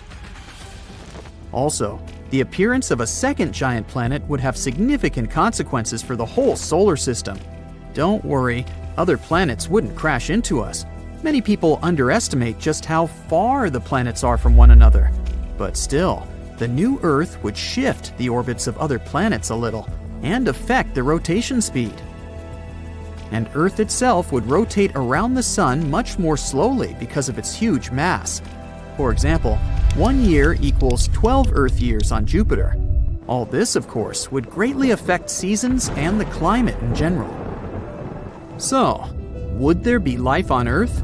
Bold of you to even ask this question. But if one day we do manage to find a habitable super-Earth close to Jupiter in size, it would be very interesting to take a look at it. Now, you've seen those breathtaking images from NASA. Stars born in clouds of gas, tangled galaxies, colors that look fantastic and vivid. And then someone suddenly says that this isn't real, that NASA edits all these pictures. Well, guess what? They're right. NASA does edit their photos, every single one. The catch is that it's not to deceive us, but rather to reveal what we could never see on our own. You see, color is a weird thing. It's just waves of light and energy flying through space.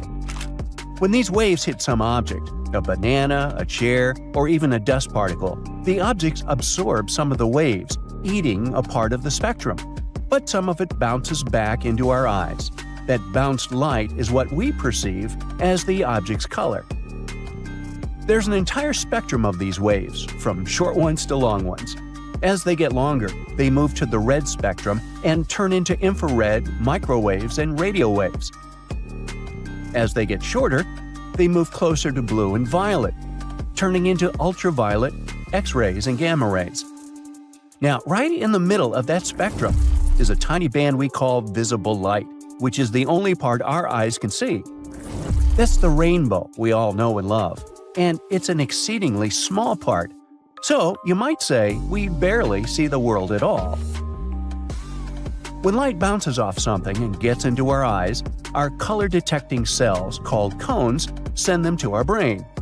So, when we say, banana is yellow, it means banana ate red, green, and blue waves and reflected yellow waves into our eyes.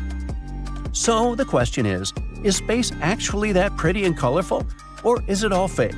Well, yes and no. Stars emit light, and it travels through space like an unstoppable train. It's flying there, chilling, until it hits something – dust particles, a planet, spaceship, or an astronaut. Every time light hits something, some of it gets absorbed, some of it reflects and continues to travel. So we get less and less light every time it hits something. And when you enter a nebula, which is basically tons of dust particles around a gas cloud, light quickly starts to scatter and disappear. Nebulae, which is the plural of nebula, also grow naturally from ionized gases like hydrogen, oxygen, sulfur, radiating light in specific spectral lines. But it's super faint as well. Remember, our eyes see things only when light bounces off those things in our eyes. On top of that, the color-detecting cones in our eyes aren't so great, in that they need lots of light to activate. We can't see faint stuff. Unless there's something emitting light right there nearby, we wouldn't see anything. In other words, for us, the entire space would be like a room with lights turned off. The potentially beautiful nebulas and planets are there, but if you don't have a lamp nearby, you can't see them in all their glory. When there's lots of light around, rods take over, another type of cell that's great for motion and dark vision, but terrible for color. So in deep space, all we'd see are dim whites and grays. Now, if you were flying around on a spaceship, the stars would look sharp, white, and non-twinkling. You'd be able to see some reddish or bluish tints to the brighter ones, like Betelgeuse or Rigel. But a lot of things would be dim gray smudges at best. The Milky Way might appear as a cloudy band, not rainbowy like in astrophotography. Nebulae would look like faint fuzzy clouds with no color, unless it's something that glows very brightly, like the Orion Nebula. In our solar system, astronauts can see stuff thanks to the sun or when they're near illuminated planets or spacecraft. Planets like Jupiter and Mars retain some color for our eyes. Meanwhile, on Earth, the sky would look black during the day if we had no atmosphere. The sun would be a bright disk in a void as seen from the moon. If only we had super-sensitive cone cells that could detect light better than we do and see even faint things.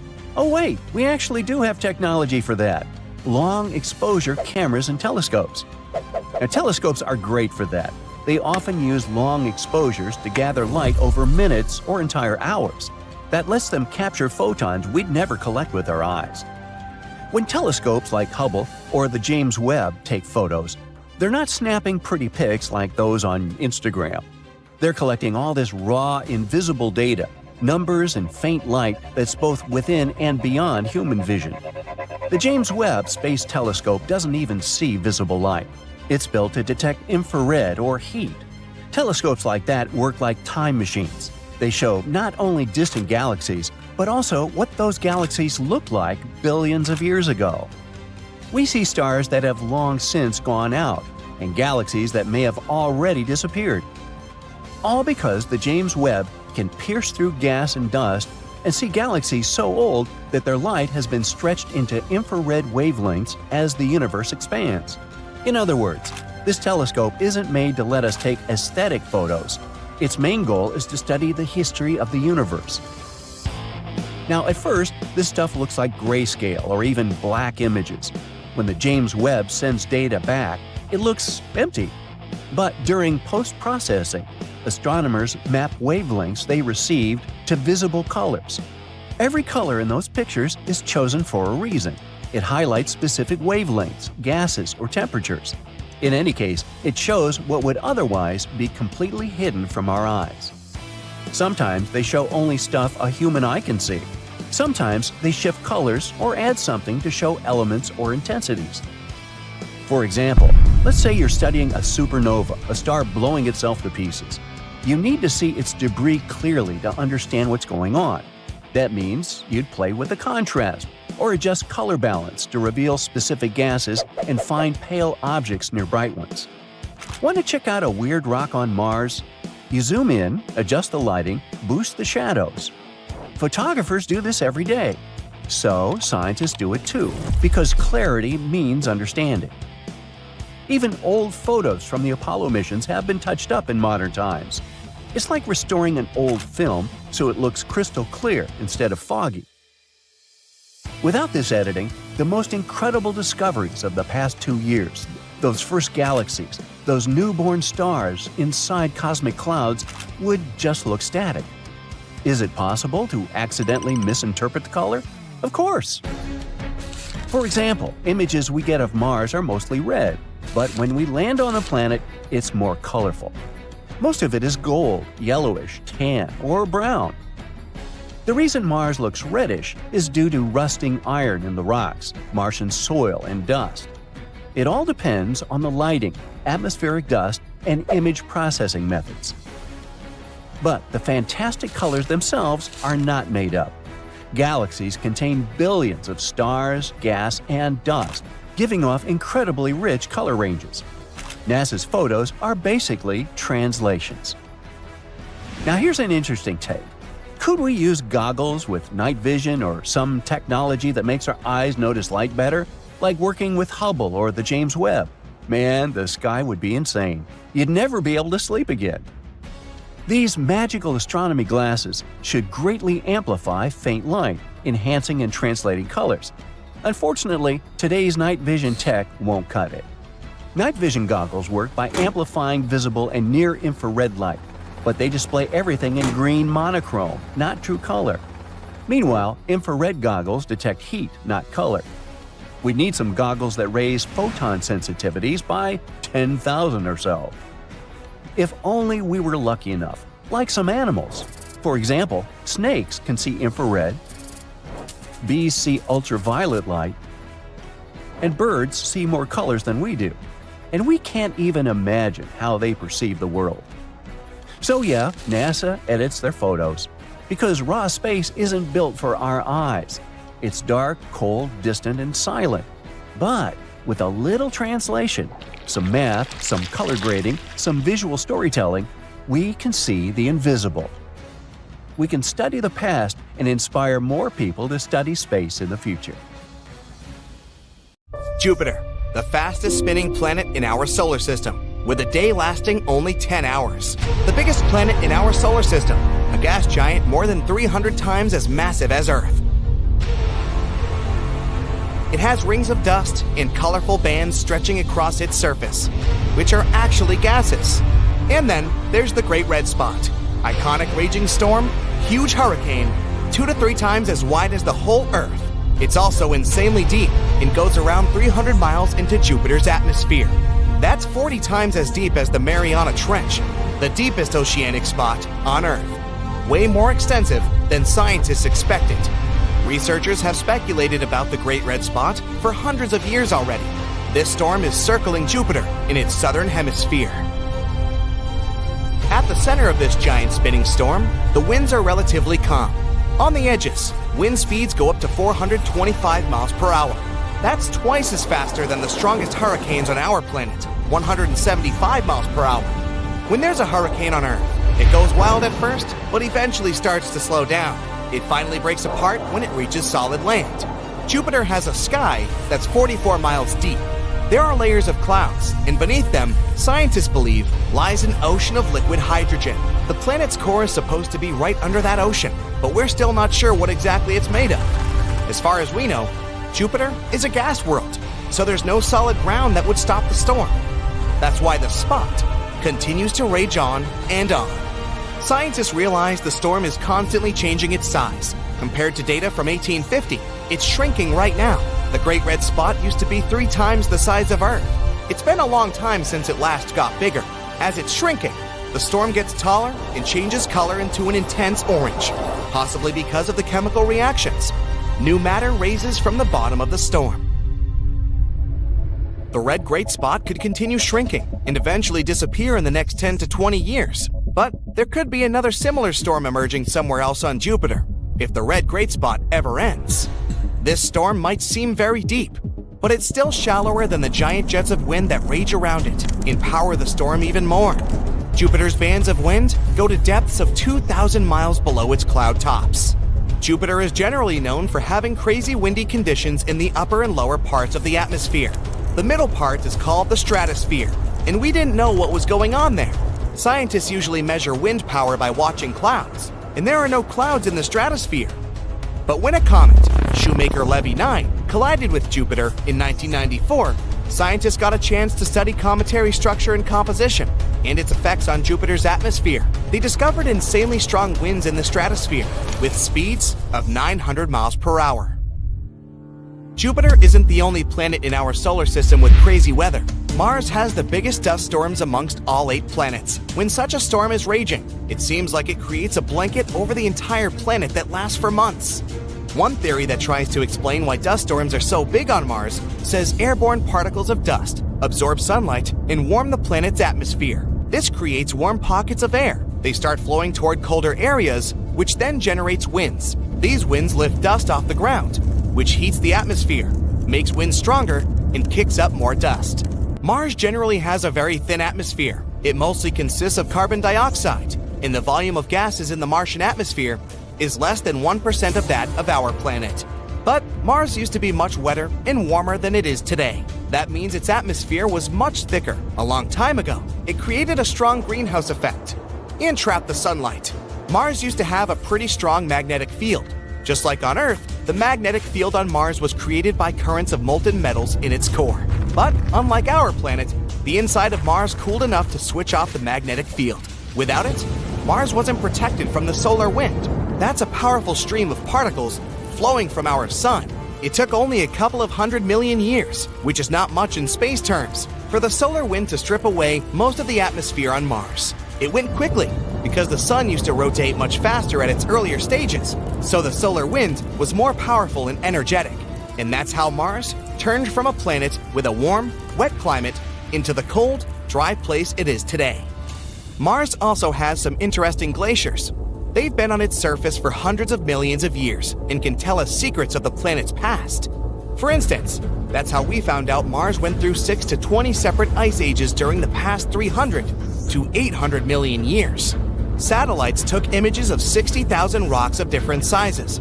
They were distributed across the entire planet at random. If Mars had a single, long ice age, we'd find a progression of bigger to smaller rocks because they erode as time goes by. But the rocks were spread in clear bands of debris across the surface of these glaciers. Each band marked the different flow of ice, which means each of them formed during a different ice age. These glaciers are like time capsules because they could have all kinds of gases, rocks, or even microbes trapped inside. That means they could help us understand the changes in climate on Mars and tell us if there used to be any form of life on the planet. And the best thing, we don't need to drill deep down below the crust to find that out. Everything's on the surface. If you could go back in time, let's say 4 billion years, and visit the red planet, you'd probably see chaotic scenes of flooding. Scientists believe that megaflood happened because of a huge meteoritic impact. Because of the heat from that impact, ice on the planet's surface started melting. This flood carved out big ripples and waves in the sedimentary rock. Some wave-shaped features are over 30 feet high and spaced out 450 feet apart. Saturn also has its own unique weather conditions. Lightning bolts there can be 10,000 times more powerful than the ones we have on Earth. NASA's Cassini spacecraft was orbiting Saturn from 2004 to 2017. It captured lightning so strong and intense, we could see it even during the daytime. Cassini also recorded the sounds of those intense storms discharged into the planet's atmosphere. From time to time, Saturn has giant storms that go over 190,000 miles across the surface.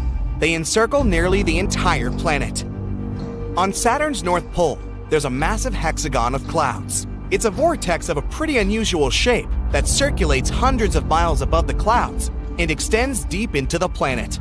But Saturn has its peaceful side too. Along with Jupiter, Uranus, and Neptune, it has its own beautiful auroras from time to time. All 4 planets have an atmosphere dominated by hydrogen.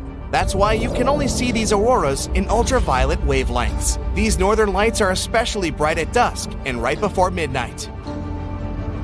Venus has a giant storm swirling in the atmosphere at its south pole.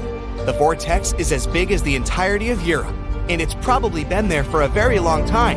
The atmosphere on Venus moves 60 times faster than the planet rotates.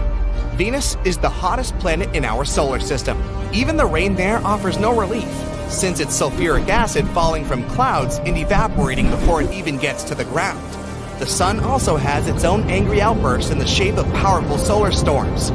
These storms bring strong radiation and dust particles that can cause serious damage to satellites that track the sun's activity to let us know if something goes wrong. Every now and then, a crazy solar storm can catch us off guard. About 160 years ago, a strong solar flare caused severe issues in global telegraph communications. About 30 years ago, a solar flare left 6 million people without electricity for 9 hours. One theory says strong solar activity could have caused the sinking of the Titanic. It happened on the same night as a fascinating northern lights show. Some people believe a solar storm behind it had possibly disrupted the ship's communication systems and navigation, leading to one of the greatest unsolved mysteries ever. The James Webb Telescope, or JWST, is like the ultimate intergalactic paparazzi. It takes pictures of some of the most famous celebrities in the universe. Stars, galaxies, exoplanets, you name it. The James Webb Space Telescope will snap a photo. So if you're a fan of cosmic celebrities, let's take a look at some of these best star-studded photos. The Carina Nebula. The image of the nebula with the beautiful name Carina was published on July 12th. JWST captured a beautiful view of the nebula, located about 7,500 light-years from Earth. Nicknamed the Cosmic Cliffs, it is, in fact, a hotbed of young stars, some of which are several times larger than our Sun. The Carina Nebula is a celestial spectacle located in the southern constellation Carina. It's really huge, approximately 260 light-years across. Massive stars within this nebula are so bright and hot that they create a glowing cloud of gas and dust around them. The Carina Nebula also contains swirling clouds of gas and dust where new stars are being born. The gas collapses under its own weight, becomes hotter and denser, and all this eventually leads to the creation of new stars. However, the Carina Nebula isn't just some peaceful place of star formation. It's the site of some of the most destructive events in the universe, which create massive shockwaves that obliterate everything in their path. Very chaotic and cool. The Stefan's Quintet. This photo was also posted on July 12th. Stefan's Quintet is a visual group of 5 galaxies located at a huge distance from us. About 290 million light-years in the constellation of Pegasus. It's like a cosmic family reunion. All these galaxies are related to each other and interact with each other in some interesting ways. They're pulling and tugging on each other with their gravity, constantly exchanging gas and dust. This interaction is causing some of the galaxies to collide and merge, which can create all sorts of cool effects, like bursts of star formation and supernovae. Thanks to JWST, we were able to see shockwaves, tidal tails, and other amazing details about these galaxies. Their interactions create a stunning sight that we can see in this photo. Jupiter. And here's our old giant friend. This image was published by NASA on August 22nd. Jupiter is the largest planet in our solar system, and it's known for its many moons and its beautiful swirling clouds. But it also has a system of rings, just like Saturn, which are made up of tiny particles of dust that orbit the planet. These rings are much smaller and less visible than Saturn's, but they're still pretty neat. Jupiter also has auroras, which are colorful light displays that occur in the planet's atmosphere. They're caused by charged particles from the solar wind interacting with Jupiter's magnetic field. Just like on Earth, they can be seen near the poles of the planet. But these auroras are much brighter and more intense than ours. We can even see this crazy light show from space. And now, we were finally able to capture this dazzling sight. JWST's photo shows the auroras of Jupiter, its rings, and even 2 moons, Amalthea and Adrastea. It's amazing how bright and clear they are on this photo. The Cartwheel Galaxy. NASA released this image on August 2nd. This photo shows us the Cartwheel Galaxy and its companions. The Cartwheel Galaxy gets its name from its shape. It kind of looks like a cartwheel, doesn't it? This is a giant swirling mass of stars, gas, and dust, which is located in the depths of space. It's shaped like a pinwheel with long spiral arms.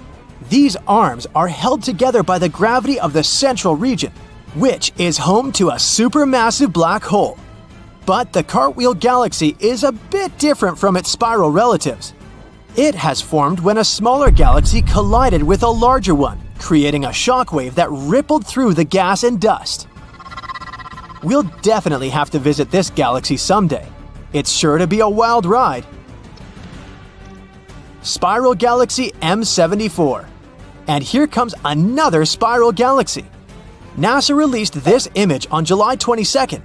JWST had to peer through thick layers of dust and gas to see this beautiful star cluster. M74 belongs to a special class of spiral galaxies known as the Grand Design Galaxy. This means that its spiral arms are noticeable and clearly outlined. All sorts of amazing things are happening inside of spiral galaxies.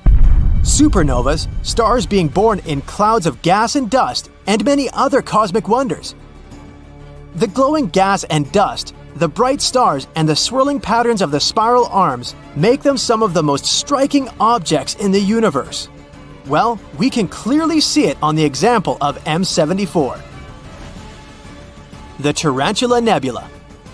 This image of the nebula with a creepy name Tarantula was published on September 6th. The photo covers as much as 340 light-years across. This is a huge distance. Thanks to this image, astronomers have discovered new young stars that were previously shrouded in dust. The Tarantula Nebula is located 160,000 light-years away from us, in the Large Magellanic Cloud. It's the largest and brightest star-forming region in the local group, the galaxies nearest our Milky Way. It's named after its shape, which looks like a bit like the legs of a big tarantula.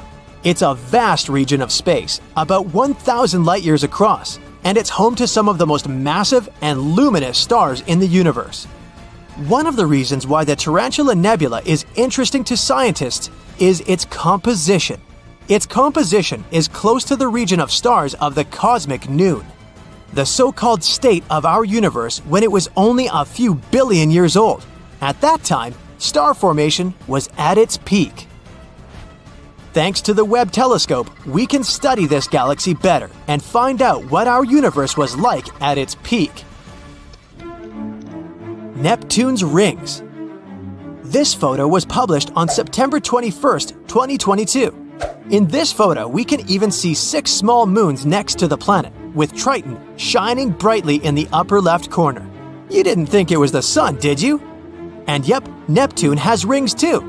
They're like the ultimate cosmic accessory. They add a touch of glamour and style to the planet. But unlike some earthly bling, these rings are made of small particles of dust rather than diamonds and gold. There are 5 known rings around Neptune: the Gall, Leverrier, Lassell, Arago, and Adam's rings. Scientists think that these are relatively young, much younger than our solar system and much younger than, for example, Uranus's rings. They were probably created when one of Neptune's inner moons got too close to the planet and was torn apart by gravity. We haven't seen Neptune's ring so brightly since Voyager 2 flew past it back in 1989. So this is a great opportunity to take a closer look at these rings. The Pillars of Creation. This photo was published on October 19th. The Pillars of Creation became famous thanks to the Hubble telescope, but this photo is very lush and much more detailed. These columns, located in the Eagle Nebula, are about 5 light-years tall, which is really, really long. And they look like some majestic rock formations, only much more transparent. Just like a typical Hollywood movie set, they're full of action and special effects. They're home to some of the most dramatic processes in the universe. The gas and dust are collapsing under their own gravity, forming clumps that will eventually become stars. The place is full of intense radiation, jets of high-energy particles, and supernovae. It's like a cosmic version of Survivor. And if this wasn't creepy enough, Here's another photo published by NASA on October 19th. They shared it right before Halloween. Here, the pillars resemble an eerie hand reaching for something. Bruh. Anyway, all these photos give us a truly awe-inspiring sight. They remind us of the incredible complexity of the universe and the amazing things that are happening even in the darkest and most remote corners of the cosmos. Let's hope that the James Webb Telescope will continue to amaze us in the future.